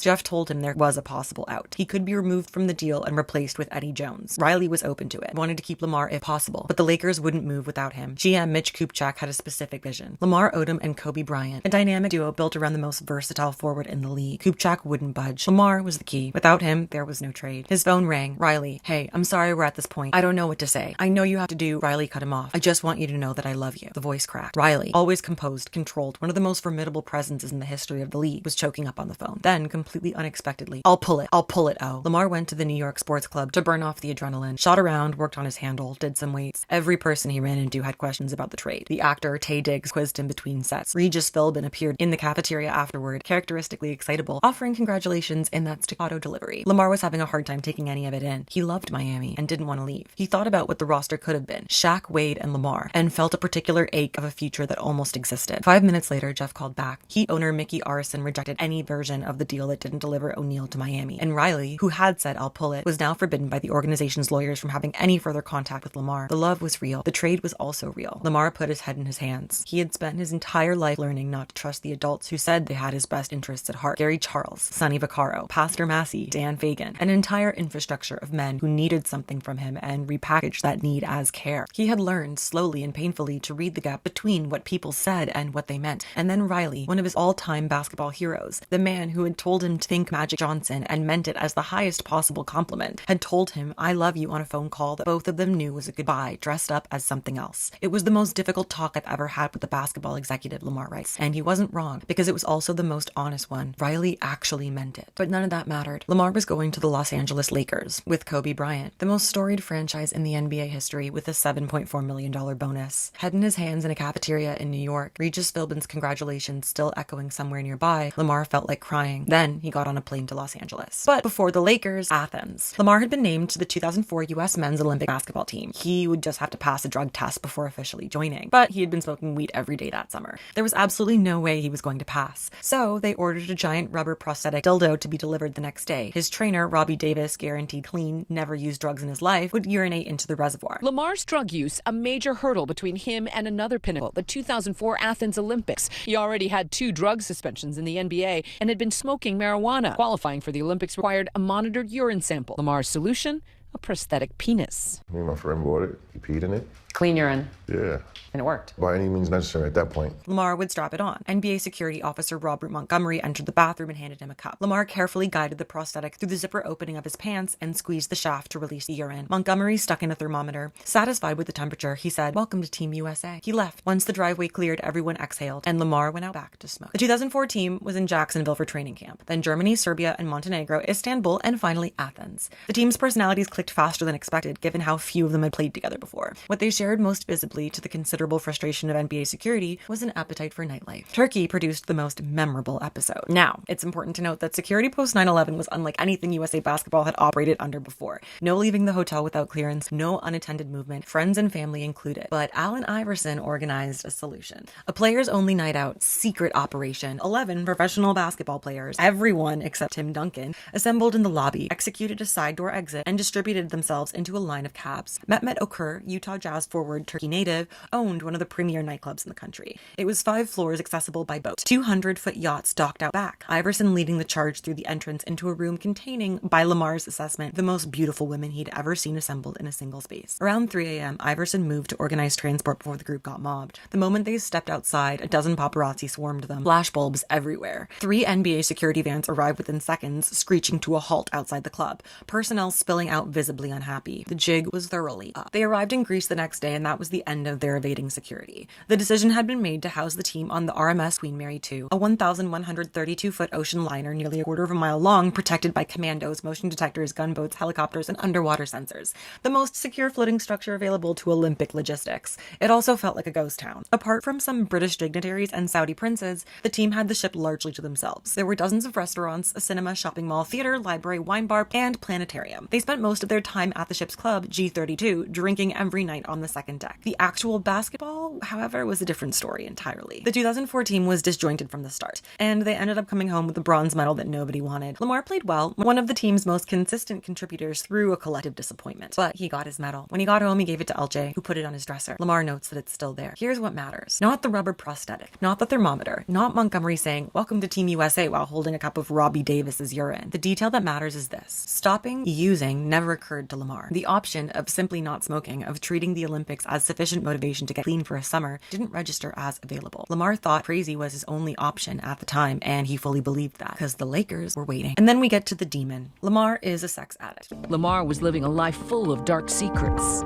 How many women did you have sex with? I don't know. You wrote 2,000. It was a lot. To put a number on it, that'd be really narcissistic. He says that he has had sex with more than 2,000 women, and he says it at the start of the chapter, plainly, without preface. More than that, he doesn't know most of their names. Many were one-night stands. Money on the dresser in the morning, $2,000, a mutual understanding that they'd be gone by the time that he got out of the shower. He never thought less of them, and that's important to him, because he makes a point of saying it. He's just been obsessed with sex for as long as he can remember, not purely for pleasure, but for contact, for the feeling of skin, for proximity to another human body in a way that made the world feel briefly less terrifying. He says to touch a woman is to feel safe. And then, with the honesty that runs through this memoir like a wire, I've been looking for my mother ever since she died. He knows this, has known it for years, could articulate it before he fully understood what to do with the articulation. The 2,000 women were never really about sex. They were about the specific hole left by a woman who died when he was 12 years old in a hospital in Queens, whispering his nickname until her voice gave out. I would fuck 5 or 6 girls a week, but my demons tormented me the one night I went home alone. The cocaine started in the summer of 2004. Shore Club in Miami. A stranger, rich, white, poolside, asked if he had any cocaine. An odd question. Lamar's response was even odder. I think I can get some? He doesn't know why he said it. Went to his boys, and they produced a baggie. He walked back. The stranger's wife was blonde, beautiful, and looked like a Playboy playmate circa 1975. They sat down at a small table. Lamar pulled out his American Express black card and separated the lines the way he'd seen it done in the movies. She went first, handed him the rolled bill bucket. He leaned over the line and inhaled. My mind went blank. I immediately jumped up. The rush was like nothing I'd ever felt before or since. Within minutes, she was on her knees. Then she was gone. Top back on, hair fluff. Nice to meet you. And Lamar was standing alone, trying to understand what the fuck had just happened. He says a new dimension came into his life, and he would spend the better part of the next 15 years chasing the feeling of that first high. He describes his first exposure to cocaine at the exclusive Shore Club in Miami.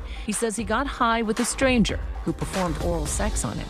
It was like unleashing a demon. Unleashing a demon. Mm-hmm. What did the drugs and the sex do then to you personally, your personality? I mean, I want everything extreme, and extreme is, of course, too much. He writes this with the clarity of someone who has had years to examine what that sentence actually means. Not as hyperbole, but as a precise description of what addiction does. The first time is the ceiling. Every subsequent time is an attempt to return to something that no longer exists. The chase in and of itself is a trap. Lamar says, I would kill myself to do it if I had to. He nearly did. The escalation followed its own logic. Lamar in Los Angeles started to make new friends, one of whom was Scott Storch, music producer with a Palm Island mansion, fleet of 20 cars, 250,000 per beat, and cocaine everywhere. Pounds of it. Lamar had slowly begun to change. He realized that strippers made cocaine better and cocaine made sex better. He had discovered an invincibility that basketball and money and fame had never provided him, delivered instead through a line divided by his black card. And he hid it from Greg, Al, and Kamal. His New York crew would have shut it down immediately. So he built a second social world. New friends, new spaces, new people who needed his fame and provided for his habit in exchange. And this arrangement was efficient. It was also, as he understands now with complete clarity, the architecture of his destruction. Depression is like having a demon with a sword at the back of your neck every step you take, but when you turn, he won't talk to you. He was still carrying that 12-year-old boy, still felt what that boy felt, still could not look the demon in the eye. The cocaine was the closest thing he'd found to making the demon quiet, and it was destroying him, and he knew both things simultaneously and kept going. One night at Storch's mansion, the lines looked like they went on forever. He did them, waited for the rush, did more, chased the first time the way addicts always chase the first time, with the desperate knowledge that it's unreachable and the compulsion to reach for it anyway. Then something changed. Time slowed and Lamar couldn't swallow. His body burned, cold then hot, nausea arrived like a tide,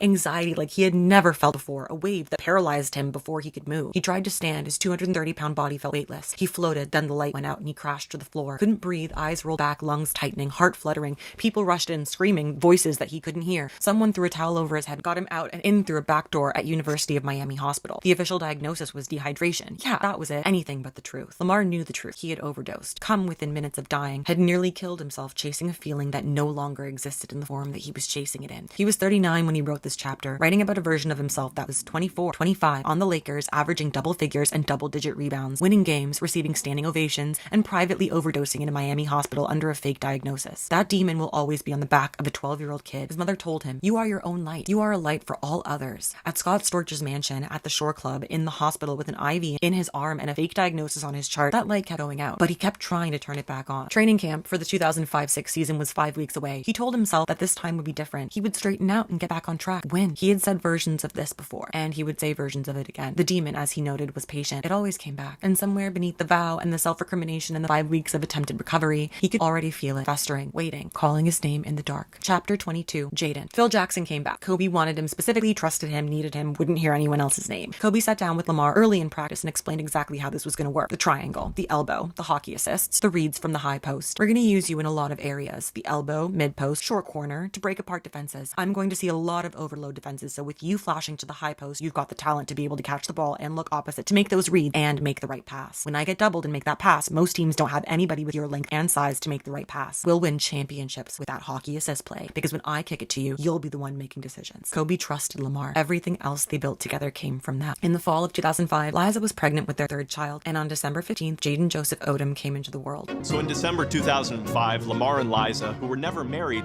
welcomed their third child, a baby boy named Jaden. Lamar held him and looked into his huge brown eyes. The next night, up against the Wizards, he put up 14 points and 11 rebounds, and his feet didn't touch the ground. He thought about his beautiful boy the entire game. For the early part of 2006, life felt as close to complete as it ever had been. Liza hired a nanny. The kids were in private school in Marina Del Rey. In June, Lamar's Aunt Sandy died. The family returned to New York. They had bought a home in Atlantic Beach between Queens and Long Island for the off-season. Liza would say that Lamar always got lost in the summer, that he disappeared to Miami or some far corner of New York and she'd be alone with the children. He knew she wasn't wrong. He'd check in when he was out, but he wasn't present. She wanted him home. He wanted the city. They stayed at the Atlantic Beach house after the funeral. Liza's mother moved in to help with the 3 children. Jaden's room was right next to the master with the baby monitor so Liza could keep tabs on him throughout the night. On the morning of June 29, Liza woke up and went to get Jaden's bottle. She walked into his room. He was still. She didn't disturb him. Went downstairs. Her mother was in the kitchen. Coffee. Sunlight through the bay window. How's Jaden? Is he okay? Liza stopped. Her blood went cold. She dropped her mug and ran 2 stairs at a time. Burst into his room. She picked him up and turned him over. His face was dark blue and he wasn't breathing. Lamar had spent the night partying in Manhattan. Liza called him from the back of a police cruiser, screaming unintelligibly. He kept asking about LJ, confusing the names, his mind unable to process what was being said. He was the last to arrive at the hospital. A doctor came in 15 minutes later, tears in her eyes. I'm sorry. As a mother, I've experienced crib death too. Sudden infant death syndrome. A healthy baby, less than a year old, dying from unknown causes in his crib. How could our baby just die in his crib? Lamar was stunned, numb. He did not cry for Jaden for 3 years. He thought if he cried, it would make it real. He did not cry so that his son might live.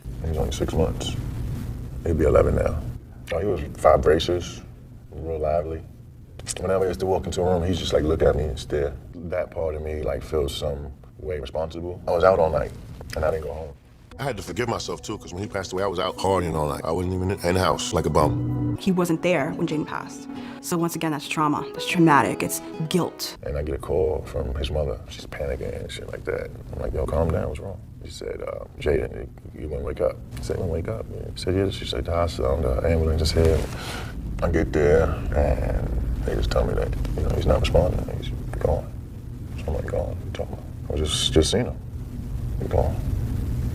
The hurt on his mother's face, I'll never forget that. She couldn't believe it. I would think everything probably picked up at that point, even subconsciously. They brought Jaden in so his parents could hold him one last time. Lamar took his son in his arms and was immediately struck by how heavy he felt. His body was cold, but he looked so peaceful. Lamar pulled him close to his chest and rocked back and forth. He handed Jaden back to Liza, and she held him as if for the first time. In the days that followed, he stepped up the way he knew how to step up, by doing the things that needed doing. Arranged the autopsy, organized family gatherings, finalized the funeral, greeted everyone who came to pay respects. Jaden Joseph Odom was buried on July 5th at Knowles Cemetery in Port Washington, Long Island. More than 100 people came. He is laid to rest directly next to Kathy Odom. He was 6 months old. Lamar returned to Los Angeles in August, sold the Marina Del Rey house. He couldn't sleep in the room where Jaden had died, dragged the king-size mattress downstairs, and slept on the living room floor for the 2 weeks the house was on the market. Moved into a place in Manhattan Beach with Greg. Liza didn't want to return to Atlantic Beach either. They sold that house too. She moved the family into a Manhattan apartment. He and Liza never really talked about what had happened. They barely talked at all. She leaned into her spirituality. He leaned into cocaine. He sent her one text about it, the only time in their entire relationship that drugs would ever be directly acknowledged between them. Cocaine will never leave me. Losing Jaden, our relationship died too, with Jaden. A lot of couples either makes your relationship or breaks your relationship. With us, it broke our relationship. That was extremely hard because I was playing. I was hanging out all night partying. Got home, I woke up in the hotel, his mother called me, and I could just remember her screaming that if she was just like screaming that she felt like it was a movie. He was extra energetic. Whenever I walked into the room, he would just like stare at me. He was beautiful. He was like the combination of his sister and his brother. I just wish I would have had my life a little longer. You know what's crazy? I don't even think I still even like sat down and cried about it. His whole outlook on life, it was just so different, and we mourned differently, we grieved differently. He dove full on into heavy, drugs and his cocaine use, and that became his partner. After Jaden's death, Lamar descends into more drugs, more women, and Liza's done with the drama. She ends the relationship for good. He was using 3 times a week by then. Before practices, after games, locking his bedroom door so nobody would bother him. His ability to use right under his friends' noses was, as he describes it, significant. They rarely suspected, rarely confronted him, because the version of Lamar they knew was a weed smoker, an athlete, someone who didn't do hard drugs. One night, early in the 2006-07 season, Lakers trainee Gary Vitti called at 9. "We got a random tomorrow, need you here at 8 o'clock. Lamar was high at the exact moment Vitti called. He hung up, told Greg that there's a problem, lied about what the problem was, said ecstasy, not cocaine, because Greg didn't know about the cocaine and Lamar wasn't ready for him to know. They called Robbie Davis, huddled around a computer and researched clearance times, called his agent, constructed a story about a family emergency in New York. Not a stretch given that his son had died 3 months earlier, which he understood and hated himself for using. By midnight, the 3 of them were on a private jet. Lamar spent the flight drinking cranberry juice and water, trying to flush his system. They landed in New York at 5 in the morning. A league official was waiting at Liza's apartment. What followed was a 9-hour standoff. 2 inconclusive urine samples, clear as water from the flushing. The official sat downstairs between samples without food, without a seat, running out of moves. The second sample came back inconclusive. Lamar was cleared. Another bullet dodged. The basketball somehow just kept getting better. The 07-08 season brought Pau Gasol, traded from Memphis for a collection of players that made basketball analysts question Memphis' grasp of reality. Gasol, alongside Andrew Bynum and Lamar, made the Lakers one of the longest, most versatile lineups in the league. 57 wins, first place in the Western Conference for the first time in a decade. The NBA Finals against the Boston Celtics, their greatest historical rivals. 4 of the first 5 games decided by 6 points or less. Then Game 6 happened. The Celtics' big 3 dismantled them, with Kevin Garnett, Paul Pierce, and Ray Allen hitting a then-record 7 threes. Rajon Rondo, with one of the great all-around finals performances in recent memory,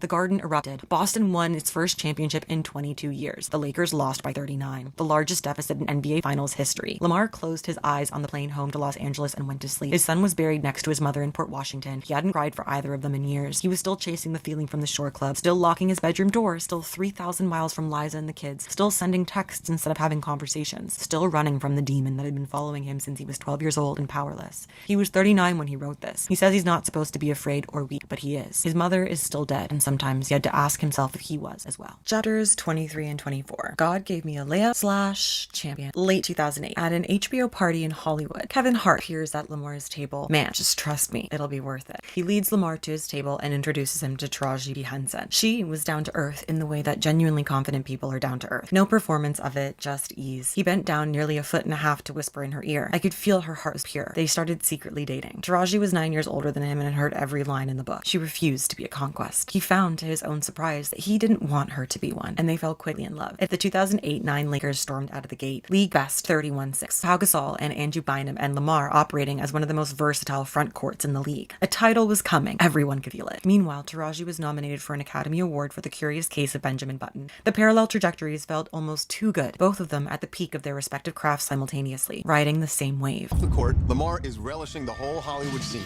He's rubbing elbows and his massive shoulders with big stars. I was just like, man, I remember one day I was with Taraji P. Henson. Yo, Taraji, how you doing? Angela Jolie was, Brad Pitt was sitting where you at, Forrest Whitaker was sitting right here, and I was just like, ooh. I had to take a step back a little bit and just thank God. On the night of the Golden Globes, Lamar and Taraji had dinner with Brad Pitt and Angelina Jolie. How long have you guys been together? Asked Angelina. It seems like you've been together forever. Then we get to the Grammy road trip. 6 games away while the awards took up Staples Center. The trip ended in Cleveland with a nationally televised game. Lamar with 28 points and 17 rebounds. His defense holding LeBron James to 16 points on 5 for 20 shooting. One of his best performances of the season. Mostly, he couldn't wait to get back to Taraji. It was award season in Hollywood, which meant red carpet soirees, famous friends. The night of the Oscars, the Lakers were in Minnesota, the biggest night of Taraji's professional life. She brought her grandmother as her date since Lamar was away. He delivered 25 points and 14 rebounds. After the game, a text was waiting. I didn't win. Lamar notes that things were amazing, but he would always find a way to mess it up, writing it in fragments. God gave me a layup, and I blew it. After the finals, she told him she was going to China for a month to film the Karate Kid remake, the Forbidden City, the Great Wall, the Wu-Dang Mountains. She wanted him there, was adamant about it, but he didn't want to go. The stated reasons were about basking in the championship, not wanting to spend his summer in remote locations. The real reason was the one he admits plainly. What if he couldn't get cocaine there? And worse, what if Taraji discovered his habit? She was disappointed in his decision. They kept talking. He kept telling her they'd pick up right where they left off when she returned, but he could hear in her voice that she didn't believe him. It was the last time he ever spoke to her. It started looking the same, like two broken people trying to pick up the pieces. And the way we deal with it is be strong. Put on a strong face. Nothing's wrong with you. You don't have mental health. No one's perfect. The perfection is the perfect lie. When my therapist said that, my wings sprouted. You can find yourself in any bad situation in life. Guess who it is up to get out of it? You have the power. Things ended with Taraji because of me being an immature punk. I didn't know how to tell her that I was falling in love with another woman named Khloe Kardashian. So many people are ashamed of their flaws. I'm not, or my past, because all of that made me who I am today. The Lakers won it that year. Lakers in 5 against Orlando. Lamar Odom was an NBA champion. Fast forward to 2009, and things are looking up. Lamar and the Lakers are on fire, winning their first of 2 NBA championships.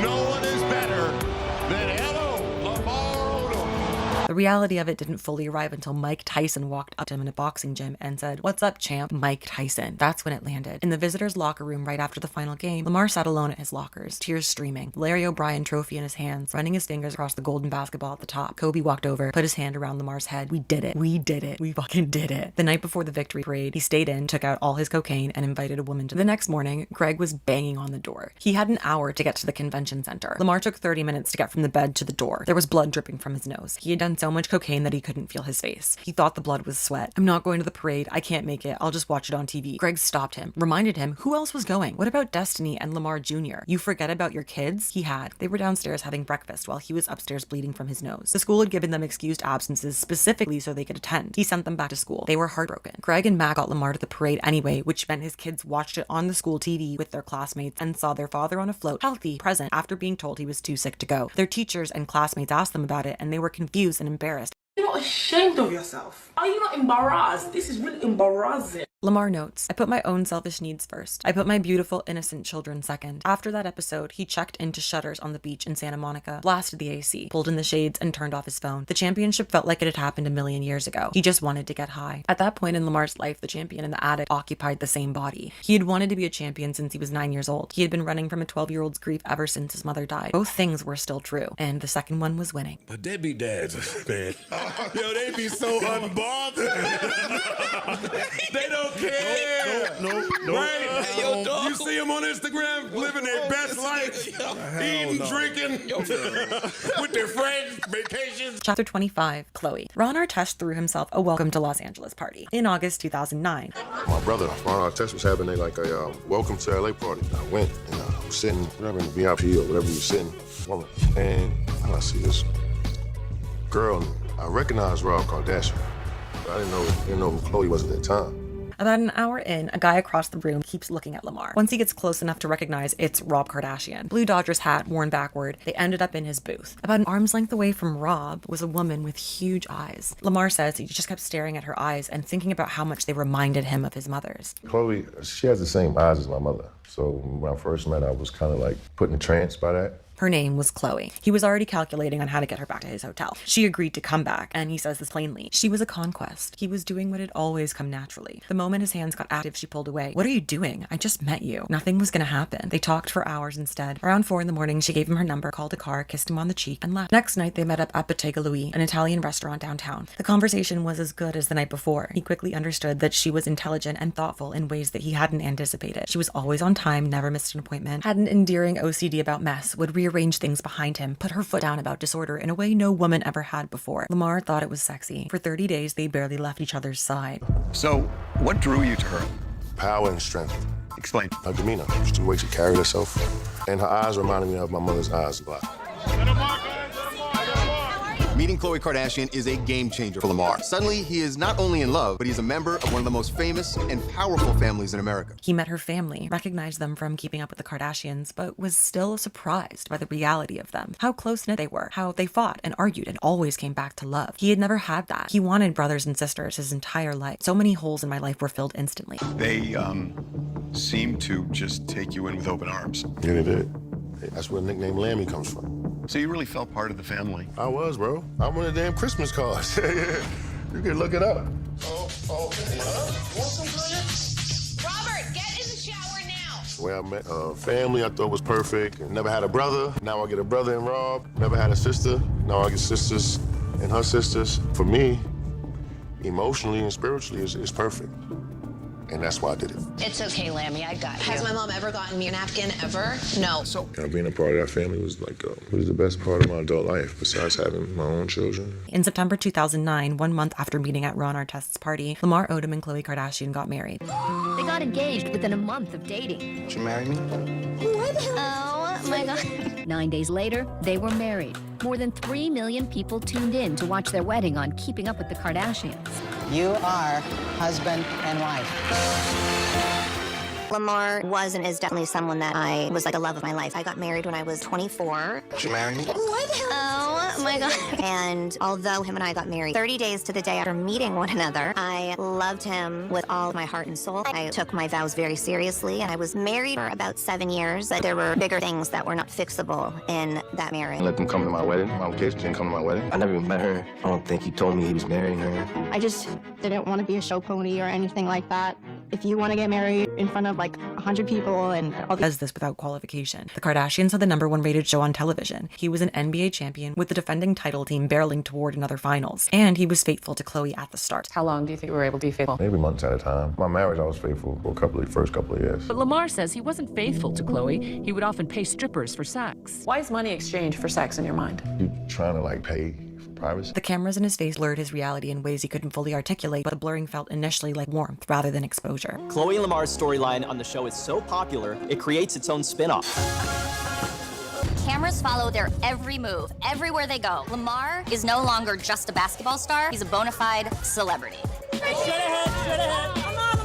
Was that a blessing or a curse? Blessing. Tell me what it was like being on camera, keeping up with the Kardashians, paparazzi everywhere. I loved it. You did? Yeah. I mean, a red carpet is rolled out everywhere you go. What's not to love about that? Lamar loves the camera.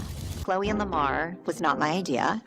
Chloe and Lamar was led very much by Lamar. And it came on Sundays, which was, like right after the Lakers game. I was on TV twice every Sunday. He did love Chloe, but he wanted to be on reality TV for a long time. He wanted a different life outside of basketball. But part of the deal was that if I'm gonna marry you, fuck it.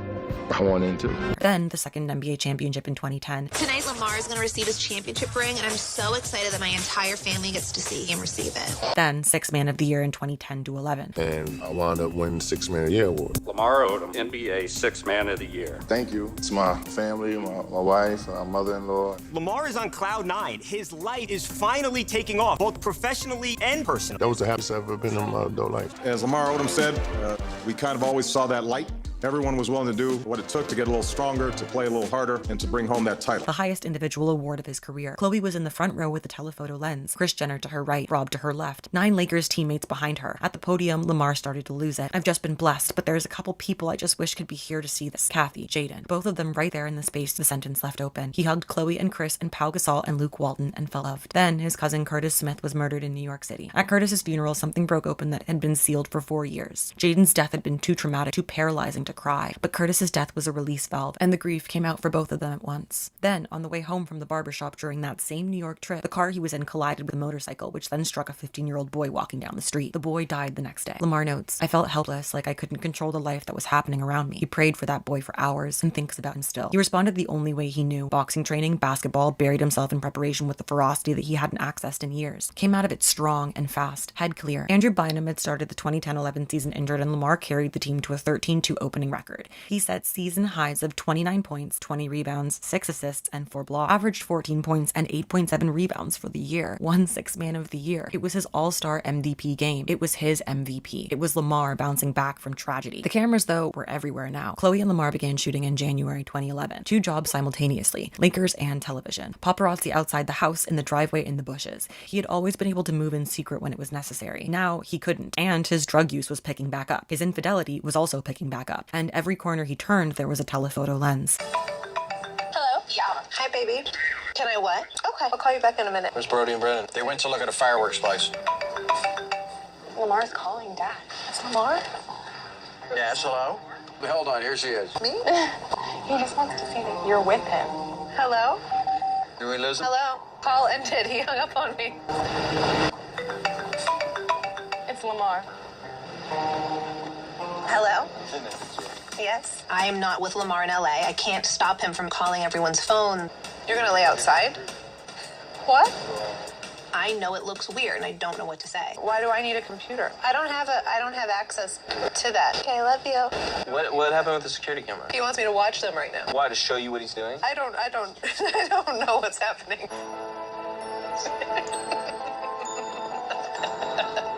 I just can't handle.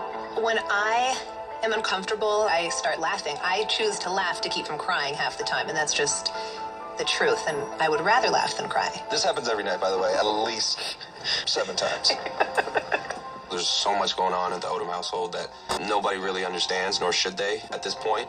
I just happen to live there. All I can do is support my sister. He just doesn't sleep. His hours are bizarre. Yeah. It's so funny, though. That's him. But he's been like that forever. So, now he's, MIA. I've been down this road way more times than I would probably like to admit. He won't answer, so, I will just wait till I get home. If someone wants to leave, they want to leave. You're not my child. I can't lock you in a room as much as I would like to. You cannot cut off ties with me like that.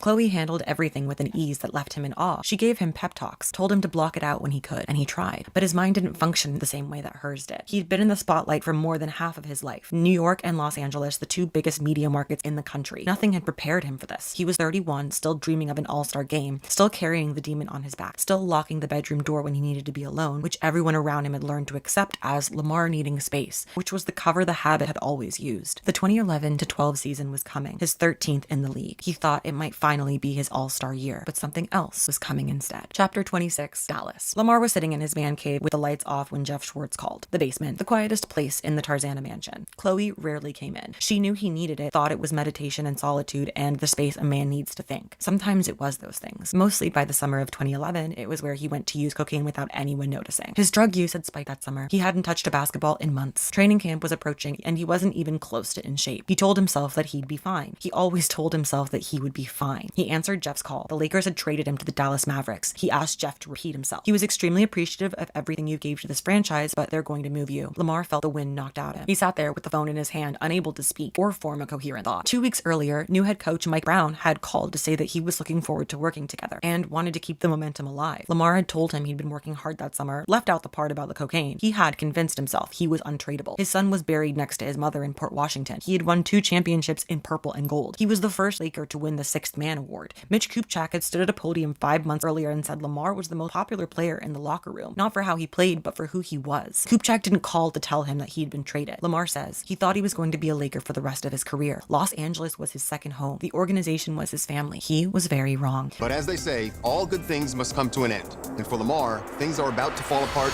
in spectacular fashion. In 2011, he gets some devastating news. He's traded to the Dallas Mavericks. The Lakers traded forward Lamar Odom and a second-round draft pick to Dallas Sunday night. Well, I wasn't expecting that. For 2 reasons, I won an individual award, so it wasn't like I wasn't producing. And personally, one of my favorite cousins in the world, he was killed. So I was just like in a really dark place. It's still hard to see one of my friends, one of our great players, go somewhere, especially with that team, seemingly for nothing. And I go there, I can't make a shot. It's like nothing is going right. Lamar Odom with a head of steam. Backhanded layup won't fall.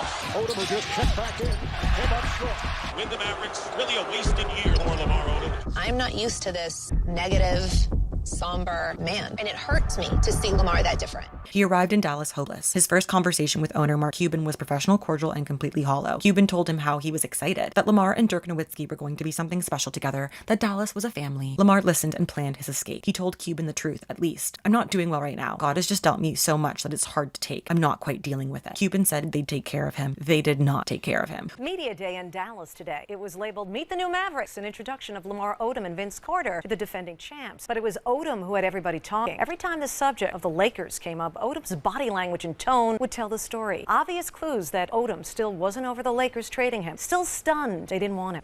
If someone is telling you that you can't be here or there's no more room for you, then you gotta understand that. But I think just because how they did it is the reason why I took it so personal. It was my job as a professional, and as I guess this has turned into a business for some of us, which is a little weird. I had to position myself, in a comfortable setting, and Dallas is perfect for that. What followed was one of the strangest and most degrading episodes in recent NBA history. Mark Cuban, sitting courtside, game after game. You're so fucking slow and out of shape. Waste of fucking money. What the fuck are you doing? The owner of the team screaming at his own player during dead balls. In front of fans. In front of teammates Lamar barely knew. Then, during one of the worst games of the season, Cuban extended his right foot and kicked Lamar's shin. Come on, motherfucker. Not a tap. Lamar felt it. In an instant, he was back on Linden Boulevard, where the slightest disrespect had consequences. He started to spring up. Vince Carter, sitting next to him, paying attention, grabbed his arm. LO, chill out, don't do it, it's not worth it. Vince Carter, in that moment, saved Lamar Odom's career. Lamar says it plainly. If Vince hadn't been sitting there, if he'd been looking at the game instead of watching the situation unfold, Lamar would have caught a charge. Career ended in disgrace. 2 championships and everything he built erased by the owner of the Dallas Mavericks kicking him in the shin at his own arena. Cuban's final move on March 2nd, he assigned Lamar to the Texas Legends, the Mavericks D-League affiliate, a roster meant for fringe players making $14,000 for an entire season. Lamar was furious. From 6th Man of the Year to the D-League in 9 months, Lamar refused, said he'd retire first. He was recalled the next day without playing a single game. On April 7th in Memphis, Cuban stormed into the locker room at halftime, got in Lamar's face in front of the entire team and screamed at him. Was he in or out? Tim, give us some insight. What happened in that locker room on Saturday? Lamar Odom played only 4 minutes in the first quarter, didn't play the rest of the first half. And at halftime, Mark Cuban went into the locker room, which is not unusual, but confronted Lamar Odom. And the crux of the conversation was Mark Cuban asking Odom, are you in or out? Basically, are you committed to this team or not? Odom reacted angrily, and that's the breaking point as far as Odom's tenure in Dallas. His effort had been an issue all season long, obviously. His commitment had been an issue all season long. Lack of commitment, I should say, had been an issue all season long. And frankly, Cuban showed remarkable restraint, putting up with Odom as long as he had. It just reached the point where the Mavericks were fighting for their playoff lives here, and they couldn't afford to have somebody on their team, in their rotation, who's not committed to trying to win. Tim, you mentioned the lack of effort and the lack of commitment. Odom being habitually late, despite the fact that his condo was located right across the street from the arena. Why do you think that Odom came to Dallas and had these issues? You know, obviously, Odom had some serious personal issues. I mean, there are certainly some legitimate reasons that Lamar Odom had trouble focusing on basketball. Also, he did not take departure from Los Angeles well at all, and he just never mentally committed to this team. Professionally, Lamar Odom did not do his part all season long. He made $8.9 million a season and didn't earn a penny of it. Lamar never played another game for the Mavericks. Final numbers in Dallas: 6.6 points, 4.7 rebounds, 35.2% shooting, career lows across every category. A season so comprehensively bad that it functioned almost as a document of a man whose spirit had left his body before the first tip-off. The worst chapter of Lamar's basketball life was over. He was 32. The basketball was going. Everything built on it was going with it. The downward spiral was only picking up speed. Lamar's booted off the team, doesn't even finish out the season. His 14-year NBA career, pretty much over. Chapter 27, The Walls. Lamar was back with the Clippers, back where it all started. I'm going to try to keep my composure. His very first move as the executive was to sign Lamar Odom, who was on crack. Wait, who? Phil or Lamar? Phil or Lamar? I don't mean to be, listen, but metaphorically speaking, he signed his first move as the executive of the New York Knicks was to sign Lamar Odom, who was on crack. So in 2012, Lamar and Chloe head back to LA. Are you disappointed Lamar's not on the Mavs anymore? Chloe and Lamar are feeling the stress. They decide to end their reality show, Chloe and Lamar, and the demons that Lamar has been fighting his entire life come cascading back.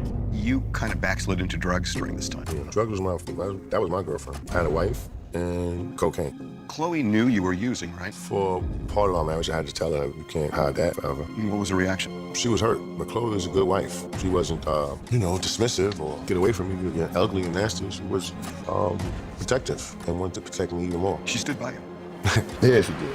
Doc Rivers welcomed him with open arms, always friendly, always kind. Lamar played all 82 games despite his rapidly accelerating drug use and a body that was falling apart underneath him. He knew that his career was approaching the end, but he did his best to hide his lethargy. Chloe and Lamar was finishing its second season on E. There were cameras everywhere, and Lamar was at his absolute limit. Overdosed a few times. I had to pump his stomach, all privately, get him through it at home, detox centers. We did everything we could. Lamar, it's true that you're addicted to crack cocaine, Lamar.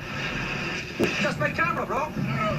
Because I had to lie and say I was with my husband when in fact my husband was missing with another girl. The spotlight, addiction, and a career dissolving in real time, and infidelity so constant he had stopped being able to track it. I can remember me taking a big line of cocaine. All I hear is, Lammy, and I see Kris Jenner's face come around the doorway. He's missing. I can't find him. Full-blown relationships on the road. Your wife is Khloe Kardashian. You bugging. Yeah. It's like, I'm like laughing out of embarrassment right now. Like what could I actually tell Chloe to leave her for a couple of hours to even leave? To go do drugs with some random woman. Where the woman, I'm going so heavy with the drugs, the woman actually gets into my phone and actually calls Chloe like, oh, you gotta come get these going crazy. He's gonna kill himself, huh? And they took me to go get help that night. And then out of the blue, I get this call, and I'm like, hello, and she's hi. One day, Chloe came downstairs looking for him. He was in the man cave, in his custom leather chairs with brown carpeting and cigar bar, the room where his demons lived. He'd done a couple of hits and hadn't moved. She banged on the door. He didn't respond. An hour passed. She called Greg. Greg arrived with Alex Harris. Chloe met them at the door. He's acting crazy. He's hallucinating. He's saying people are trying to kill him. Inside the man cave, Lamar could not tell reality from fantasy. You're in your man cave, and you basically have a freak out. You were on ecstasy and coke. I was sure that people were coming for me. You were paranoid. I was paranoid. I took a golf club and swung away. I began smashing the walls to find them. I was gonna expletive find you. I screamed.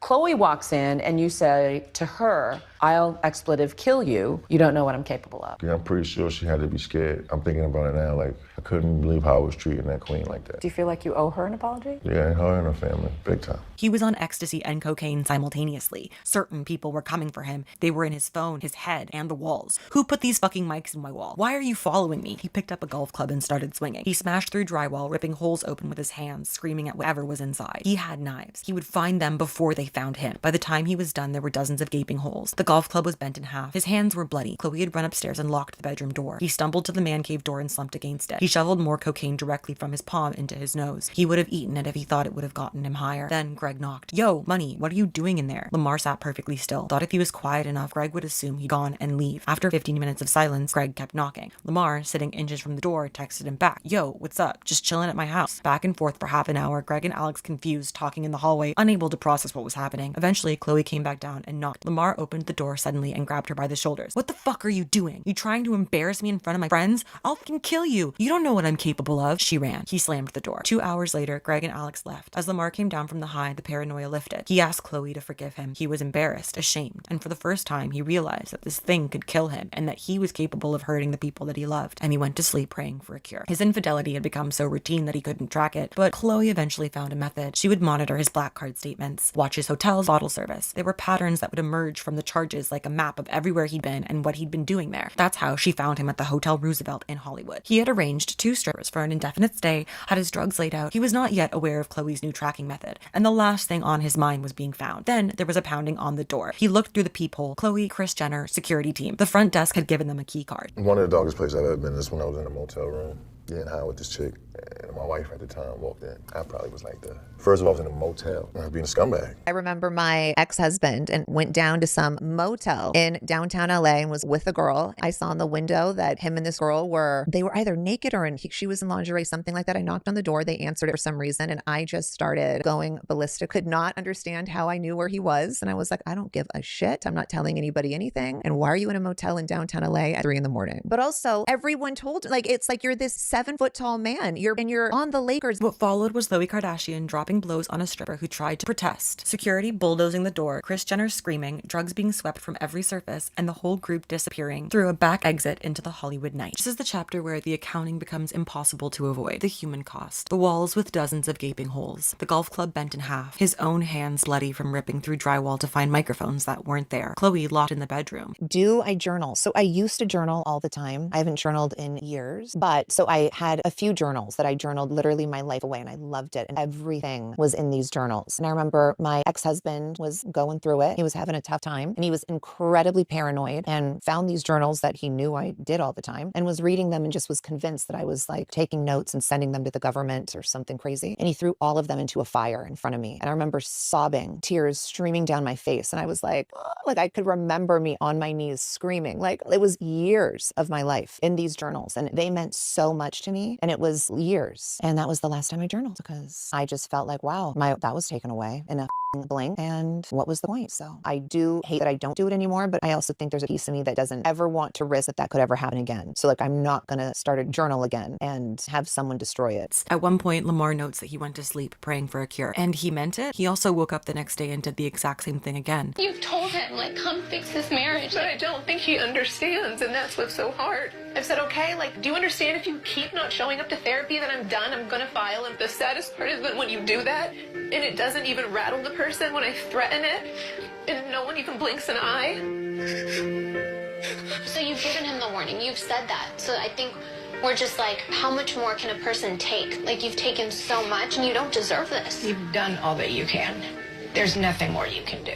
Then I wonder, so what have I been fighting for? That's what addiction is. Not the absence of wanting to stop. The presence of something that has gotten bigger than you wanting. He was 32 years old. His basketball career was almost gone. His marriage was surviving on something flimsier than a hope. And somewhere in a basement in Tarzana, behind a door with golf club-sized holes in the drywall beside it, Lamar Odom was praying. I was advised to do this intervention, and the interventionist said, you're going to go in there and you're going to tell him you need to go to rehab, and if you don't stay for a 3-month program, you're going to say you're getting a divorce. Okay, all I want is my passport, and let's get the fucking divorce. Left immediately, was like, we're getting the fucking divorce, and I'm never coming back here again. Chapter 28, Room 228. By September 2015, the divorce was in progress. Hello?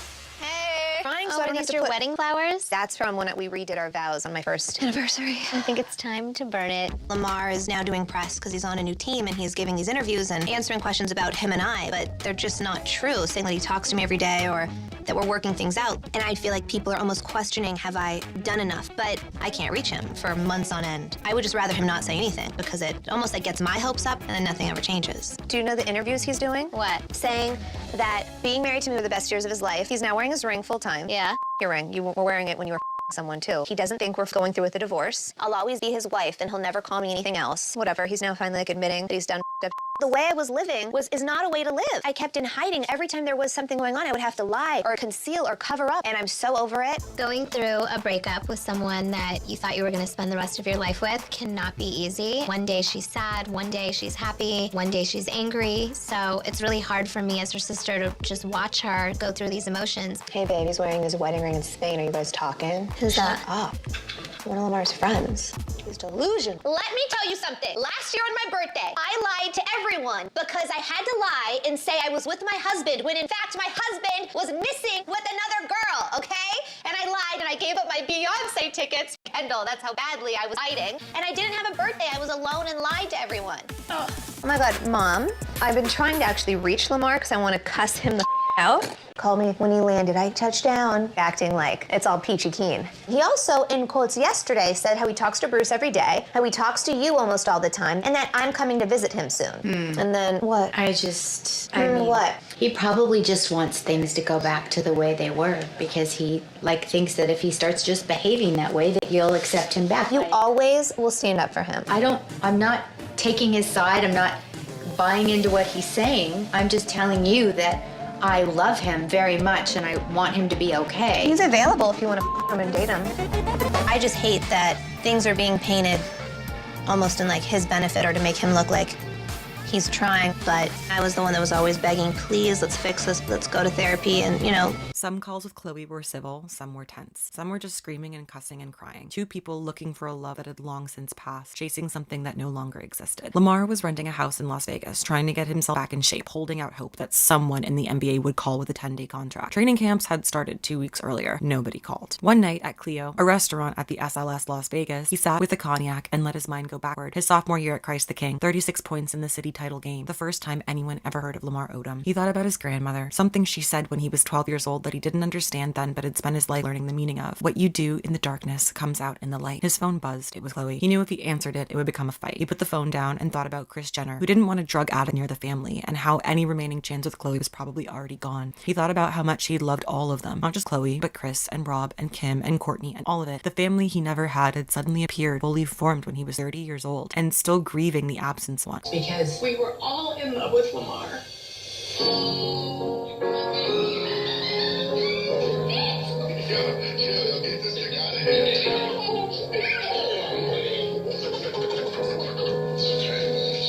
Brotherly love. Do you like my outfit? There's 30,000 people in there, so they ain't let me. You know what I mean? As a family, we will always remember moments like this.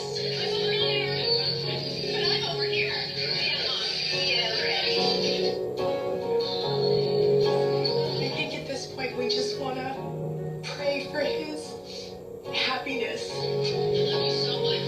We love him very much and we wish him the best, but Chloe needs to just get happy. Kris called later, said Chloe wanted to see him in person the next day in Los Angeles. So he left in the middle of the night, didn't pack a change of clothes, called his driver George, went 90 miles an hour down the I-15, 3.5 hours, high on cocaine and weed and alcohol, dead tired and wired at the same time, searching for words to say to Chloe that never came. He found her at SoulCycle in Beverly Hills at 6 a.m, exactly where Kris said. She was stunned to see him, didn't want him there. He reached for her arm and she pulled away. Then he saw the cameras. Paparazzi don't show up at SoulCycle at 6 a.m by accident. There was only one explanation. Kris had called them, knowing Chloe would be caught off guard, knowing how it would look, knowing that Lamar showing up unannounced at his estranged wife's workout would read as ambush rather than desperation. Any remaining chance at that moment exploded on the Beverly Hills sidewalk in front of the telephoto lenses. As far as I can remember, she kind of hooked it up for me to meet Chloe down in SoulCycle. I get down there and she kind of treated me like she didn't know me. And then she's kind of making a scene, and then paparazzi came out of nowhere. He gave an impromptu street interview, mic'd up, sweating, still in the black sweatsuit from the night before, rambling and broken. And then it kind of came out that I tried to put my hands on her or something like that and made a scene. How would you think I ended up there? I would think that there was some communication between you two. Okay then. That's real. That's what you would think. That's what I would think. That's what the and people that's what would we. think. That's not what y'all think because put that out there like I was stalking. But it's the way it's painted. It sounds like you were kind of set up by Kris. But what would you be setting up? I think about that. If you did try to do why or what would you get out of that? try to ruin me or not make me want to be, like, come around no more or have people thinking about me a certain way or a woman beater? I don't know. He was one step closer to rock bottom, one step closer to death. 2 days later, he returned to Las Vegas, and he needed the pain to go away. And he only knew one way. He packed an overnight bag, grabbed his black card, and $25,000 in cash. The Love Ranch sent a driver. It was a brothel 90 minutes from Las Vegas in the Nevada desert. He arrived Saturday night and slept it off. Sunday, he ordered $500 worth of Kentucky Fried Chicken for the whole place because he didn't want to eat alone. He was with the women who worked there, doing what he always done, chasing what he always chased. I just signed divorce papers. I said, yo, I'm going to the Bunny Ranch, but I ain't have no fucking cocaine. It's like, now I'm gonna go party, really get it in, and don't have no cocaine. Got there. It was a secret. Sat down, had a drink. I woke up 3 days later. I remember I sat on the bed, sat the drink down, a little table stand. I woke up 3 days later, man. One drink is all you remember. You took lethal doses of whatever substance it was. I didn't take drugs that day. You don't have any memory of taking drugs. I didn't. But you also don't have much of a memory of any of. I was untruthful. I didn't take drugs that day. But how could it be that you didn't do drugs that night? Somebody might have slipped me something. Only what I can tell you. I went there. I didn't do drugs then. I wound up with drugs in my system. And you are positive you did not do any drugs the night you OD'd? As much as I'm positive I'm a black man sitting in front of me. He doesn't recall taking them. I think it's a fact that he did overdose, but he's implying that somebody might have drugged him. Tuesday morning, his body was convulsing. He was on the floor, dying. I had finally killed myself. Blood from his nose and mouth. The women screamed and called 911. Room 228, Sunrise Hospital, Las Vegas. His heart stopped twice. 12 seizures, 6 strokes. His lungs collapsed. His kidneys ruptured. He had tubes going in every direction and was on life support. Electrodes on his head. He wanted to touch the people gathered around him. Wanted to say that he was sorry, but he couldn't because he wasn't alive. He is in a bad state, unresponsive. Lamar's in a coma, on a ventilator. He suffers 12 strokes and 6 heart attacks. The guy's only 35, and he is on the brink of death. Support for him than his estranged wife, Khloe Kardashian. She rushes to his bedside and she brings a lot of her famous family members in tow. In a couple of hours of us breaking the story, Kim and Khloe and Chris all got on a private jet and flew to Las Vegas, and they've been at the hospital ever since. Khloe drops everything to be with Lamar. She even sleeps in his hospital room. It's ironic because she had filed for divorce nearly 2 years earlier. Lamar signed papers the very day he checked into the brothel. Despite their recent split, after allegations of his drug use and infidelity, Khloe and Lamar have kept in touch, as seen on this season's Keeping Up with the Kardashians. I'm really on high alert for Lamar. Khloe, among those rushing to his side, along with her mother, her sister Kim, former teammate Kobe Bryant, and Reverend Jesse Jackson. Apparently, the doctor says he's recovering. Shaq sending a tweet with the hashtag #MyHeartHurts, and Magic Johnson tweeting, "I've been praying all morning for my good friend." Witnesses at the Nevada ranch say Odom checked in on Saturday and ingested several herbal Viagras during his 4-day stay. I was there. I was there the second you were. So that's what I told you. You were there. I was there when your father said pull the plug so he can be on your life insurance. Okay. I was there. So was Kim. So was my mom. I also had Kobe walked in when we had to do a lung surgery on you, who helped me with that. We were there. You woke up, pulled the tubes out of your mouth. You did yourself. I was there through it all. Still got that. We transferred you from Vegas to Cedars. I was there through it all. I remember everything. I didn't leave you for 4 months. I got staph infection because I lived in a hospital. Bye. Khloe took control. The divorce papers hadn't been signed yet. Technically, they were still married, which meant she controlled everything. Medical decisions, access, information flow. She didn't shower for 4 days, brushed her teeth in a small adjacent room. Kim, 7 months pregnant, slept across 3 chairs pushed together. Kobe Bryant and Mitch Kupchak slipped out of a Lakers preseason game during the 3rd quarter and came through a side entrance to be by his side. Aunt Janine arrived from Queens with Destiny and Lamar Jr., 17 and 13. She walked into the room, looked at Kim and Khloe, and delivered her assessment with the flat authority of a woman from Queens who has seen everything. Y'all ain't that cute. You're cuter on TV. The Kardashians sat in stunned silence and started texting each other furiously. The seat incident happened when Janine returned from his room and sat in the first open chair she found, the one Kris Jenner had been occupying. That's my seat. No, it isn't. This is my seat now. Thank you. What followed required Greg to physically move people. Jesse Jackson made it upstairs by saying he wanted to pray. Khloe let him in. He held Lamar's unconscious hand and said a prayer. On his way out, Khloe specifically asked him not to speak to the media. Right after, Jackson held a press conference. By the 3rd day, the prevailing thought among doctors was that if he didn't recover soon, he would have severe brain damage. Then a doctor spoke. "If you would like to say your last words to Lamar, I think you should start getting your thoughts together. Inside whatever whatever remained of him. Lamar could feel his spirit preparing to leave. He would see his mother again. He wondered if she would recognize him. Mildred would be there. Jaden, from the darkness to the light. And then something held. Two faces. Destiny, Lamar Jr., their voices in the chambers of his heart, their love in his blood. The babies he had held and refused to let go of, now holding him in return, refusing to release him into that good night. He sat up in bed and started pulling tubes from his body. Alarms, bells, Chloe screaming, Kylie crying, doctors sprinting down hallways. He opened his eyes for the first time in 48 hours. He had gambled against his demons his entire life. The fake urine, cranberry juice flushes, man cave door, 30-year blueprint his father handed him that he swore he would never follow, and followed to a T anyway. This time, the demons won. His heart stopped twice. He stroked out 6 times. His lungs gave up. His kidneys gave up. And yet, Destiny and Lamar Jr. stood beside a bed in room 228 and talked to a man who couldn't respond.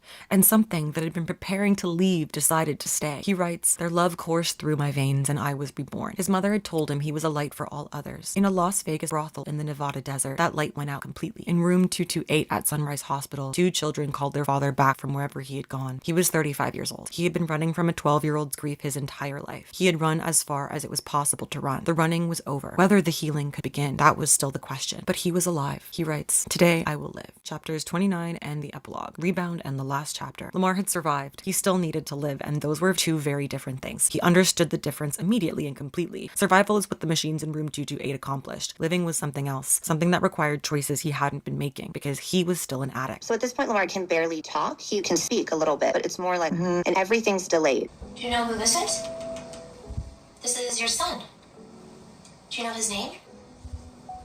Your son's name is Lamar Jr. And we call... Do you remember why?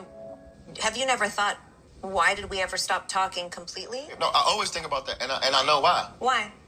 Because how I did drugs after that. Why on earth would someone that went through all, you can't talk. I had to teach you hot from cold, diapers, to walk, all that. You're doing so well. But you had enough awareness to get a burner phone, to call a drug dealer, to get what you needed to get, to send security away. To do what you needed to do for me to find out, and then for me to punch you in the face. Because I punched you in the face, and I shattered everything in that house. I don't remember that. And I said, I can never see you again. Not that it was anything ever romantic. I love Lamar with all my heart. And I know he was like one of the greatest loves of my life. It just other circumstances took over. So I really sincerely wanted the best for him. When he started using again after such a horrific accident, where he, in my opinion, is a miracle that he is alive today, I couldn't understand how someone would go and do that again. And I get it's a disease, but it felt like you punched me in my stomach. And I put so much of my life on hold to take care of this person, just for them to be like, oh, that's fine. Like, I'm not sure how he felt about himself. It made me feel that he had no respect for his own life and for anything that I did for him as well. So that 10-year break, as sad as it was, when I saw him, it was really sad at the same time. Seeing someone I thought I would never outgrow, I realized how much I outgrew. I'm so pessimistic these days. I wish I wasn't. I do wish I could have that innocence of when I first met him and the love we had and how pure it was, because it was pure and it was incredible. Because I know I'm colder. Like when I see old episodes of Lamar and I'm like, who is that girl? Like, what a beautiful thing to be so naive and trusting. I will never get that back, but maybe that's also okay. November 2016. He came home to his apartment and found nearly a dozen people assembled in his living room. Greg, Al Harris, Liza, Destiny, Lamar Jr., every part of his life assembled in the same room. "What are y'all doing in my apartment?" "Sit down, bro," said Greg. He saw Destiny. She was already crying. He broke down. Her beautiful face was the only thing stronger than the pull of drugs. They laid it out. What they had watched happen to him, what they were afraid would happen next. Greg's terms were simple and absolute. "Rehab or we ain't fucking with you." Afterward, he went to the back room. His daughter looked at him and said, "Daddy, I don't want to see you like this." His heart broke and he broke down. "Let me think about it," said Lamar. He went back to what he'd been doing the moment before he walked in on them. The intervention didn't work, not that night. Does that mean I gotta go to rehab again? I'm just not into it, bro. I don't think my answers are there. I don't. I genuinely don't. If I genuinely did, I'd go. I didn't want my kids to lose their father. I felt like there was so much more work that he needed to do with himself, with his family. And so I felt like if he goes, my kids are not gonna have that closure. I was 14 at the time, so I didn't really understand like the coma part, like if he's gonna wake up or just like die. When he was dealing with his addiction, I had no clue what was going on. He was very distant when he was like in like the deep pits of his addiction. When he was in a coma, I thought for sure he would get clean, but he didn't. Lamar, his relationship with his father, I feel like definitely Lamar was continuing that. And he has a chance now to make up for it. Anything I could do to help Papa, I'm willing to do. It's no secret that he wasn't, involved and, he was disconnected. My kids are special. My daughter's beautiful, she's 18. she gave me an option. Dad, you need to get some help or I'm not gonna talk to you again. I definitely put drugs and partying and women first for a long time. I was selfish for a long time. There's so much time missed, you know what I mean?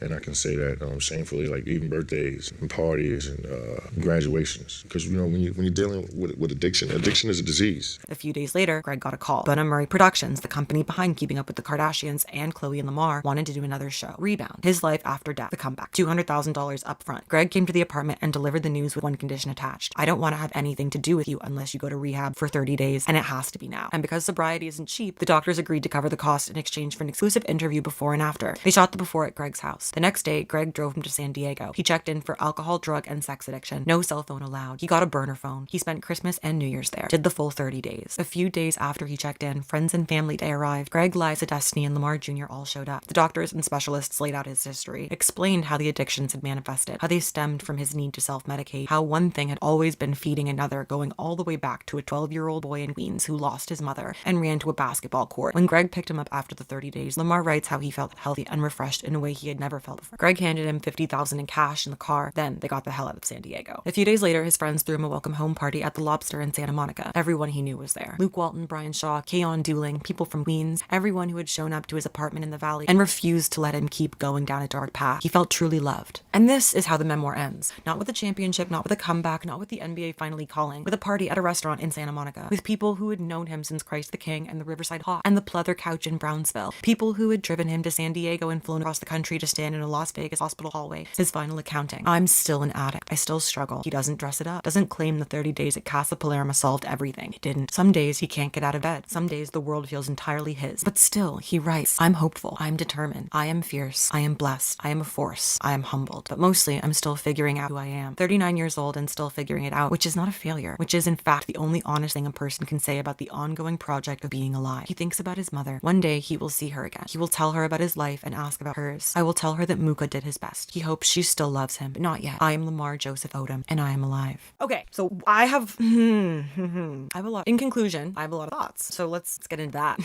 On one side, Lamar Odom is a deeply traumatized individual who evokes genuine sympathy. A man shaped by loss. He lost his mother at the age of 12, never really had his father, instability, and environments that normalized dysfunction long before he ever had the language to name it. But sympathy, if it's going to mean anything, has to have a boundary. Because on one side of the same man is someone who has repeatedly manipulated, distorted, and rewritten reality in order to protect himself. Lamar Odom, the GOAT. Ah, man. I saw that picture. I seen that hat in them pants. That is a junkie. That hat weak as fuck, nigga. Keep it real with you. I love drugs. You're talking to a real addict. Hard drugs. I mean, yeah, I want to sniff cocaine. If I ain't got to play ball, that mean I don't have no responsibility. Did you do drugs while you were playing? Nah. They weren't testing for certain painkillers, and he knew which ones they weren't, and he was freebasing painkillers. He was locked in the hotel bathroom for maybe 4 days just doing drugs. Buildup was getting worse and worse. And then there were many times Lamar would go for 12 hours or 2 days and escape rehab and go to drug vendor and no one could find him and whatever. I was either looking for him in alleys, looking for him in motels.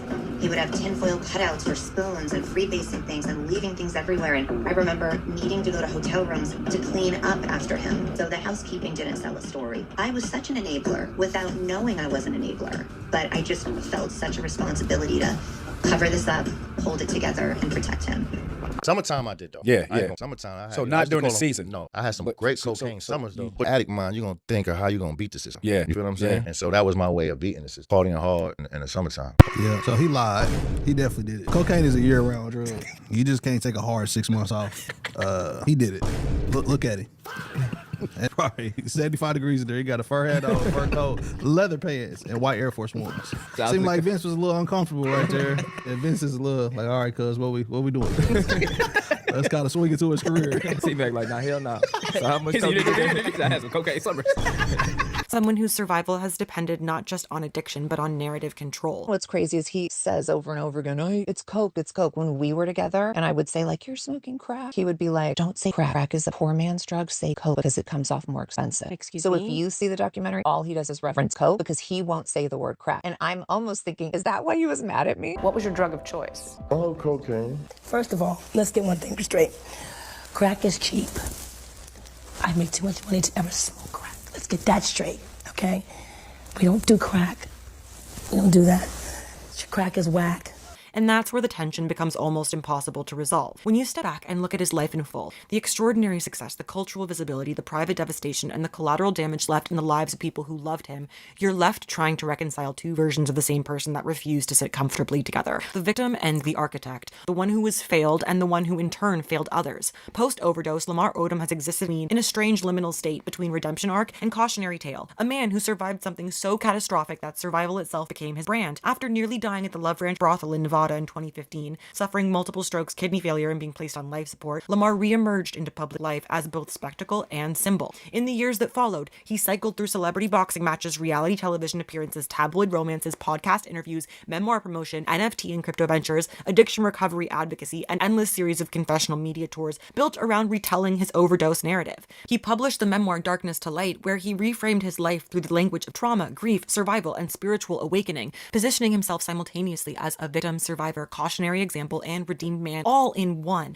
Yet the post-overdose era also revealed something darker about celebrity culture itself. Lamar has, to an extent, become trapped inside the economy of public confession, repeatedly monetizing his own collapse because he, and therefore the culture, are incapable of imagining him outside of it. Nearly every comeback he has had is not framed around basketball, his intellect, or actual reinvention, but around his proximity to death. Even his attempts at healing often carried the eerie undertone of performance, a man forever narrating his resurrection to an audience that secretly prefers tragedy unfinished. He becomes a near-perfect case study in a cycle we recognize but rarely confront directly, being hurt and then using that hurt as explanation and permission to hurt others back, not once, not accidentally, but repeatedly, and more importantly, without ever fully committing to the kind of self-confrontation that would make that cycle stop. I was still trying to figure out what the takeaway was from the documentary. I think that that's another thing that people are kind of hung on, which is like, what were we supposed to get from this? That you weren't a good father, you weren't a good husband. But like, your overdose was 11 years ago. Yeah. You're telling me that you have nothing to show for anything at the end of your documentary? You couldn't show after the last 11 years your sobriety journey? And that has nothing to do with you. Has nothing to do with me. If there was nothing positive to show at the end, that's on you. You are ending it as making a joke. Oh, let's go to Vegas.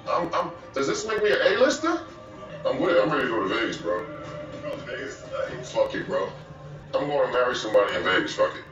I'm joking.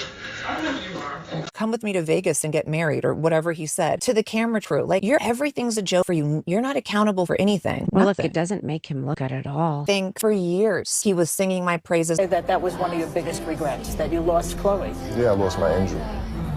All right, we got to talk about Chloe now. All right, my boo-boo. Your boo? Yeah, that's cute. Always. She was my angel, and you know, she's always been an angel to me. All this, I don't even need you to sing my praises. You're not now gonna shit on me or now play in my face because you don't like the reaction and the response. Because to do that, to truly accept without qualification that you are an addict, that you have lied, that you have caused harm, not just circumstantially, but systematically, would require dismantling the entire identity you've built to survive. For Lamar, that admission doesn't just threaten his ego, it threatens the internal logic of his life. The Lamar Odom documentary was really watchable, but at the end I was like, what are we doing? So he's the worst? Abandoned his children, terrible husband, used Chloe for access and money, continues to do drugs, but he gets this documentary. Is this a PR tour? What are we doing here? Or did the documentarians just not finish the arc?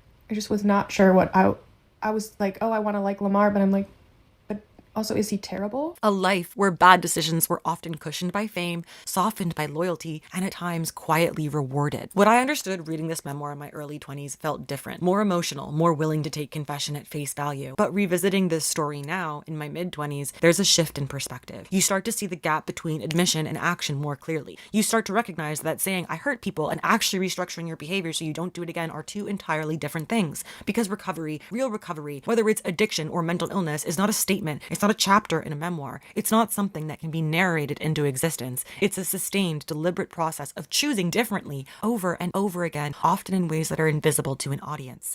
And crucially, it can't be outsourced. No amount of love, intervention, or public accountability can force someone into it. It has to be chosen consistently, without the guarantee of redemption. So yes, Lamar, what's said in the dark comes out in the light, but exposure on its own is not transformation. Being seen is not the same as being changed. And that's where the discomfort lingers, because part of me wants to believe guaranteed that Lamar wants to be a good person, and that there is sincerity in his remorse, that there is a version of him that's trying, however imperfectly, to move forward towards something better. But there's another part of me that can't ignore the pattern, the repetition, the contradictions, the moments where accountability slips into performance, where honesty feels selectively applied. The jarring separation between his remorsefulness in his memoir and the reality of his life, multiple failed relationships, multiple relapses, and a painful relationship with his children, causes me to pause. I'm unnerved by the sense that he's lying about accepting his flaws, or that at one point he did, but then he returned to the pattern of self-medicating and justifying his heinous actions. It creates a kind of instability in how you read him, a shifting presence. One moment, Lamar is self-aware. The next minute, he's evasive. There's a dynamic that feels strikingly similar to figures like Michael Dowd, where the most consistent trait isn't the behavior itself, but Lamar's ability to reshape his story around that behavior in real time. He's not just lying outright, but curating the truth, editing it, framing it, making it palatable enough for us to live with. And maybe that's the most unsettling conclusion for me to sit with after reading this and watching this documentary, that the truth is not entirely absent, but that it's unstable, conditional, always in conversation with the version of events that serves Lamar the best. Because as he says, what's done in the dark comes out in the light. But the real question, the one that lingers long after the story ends,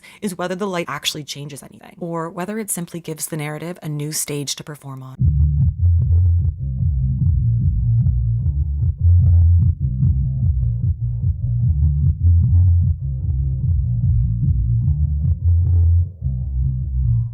And if you're still here, genuinely, thank you so much for watching. Please make sure to like, share, and subscribe. Leave me a nice comment with your thoughts, and comment MVP if you made it to the end. Drink water, take care of yourselves, and thank you to our channel member. You rock.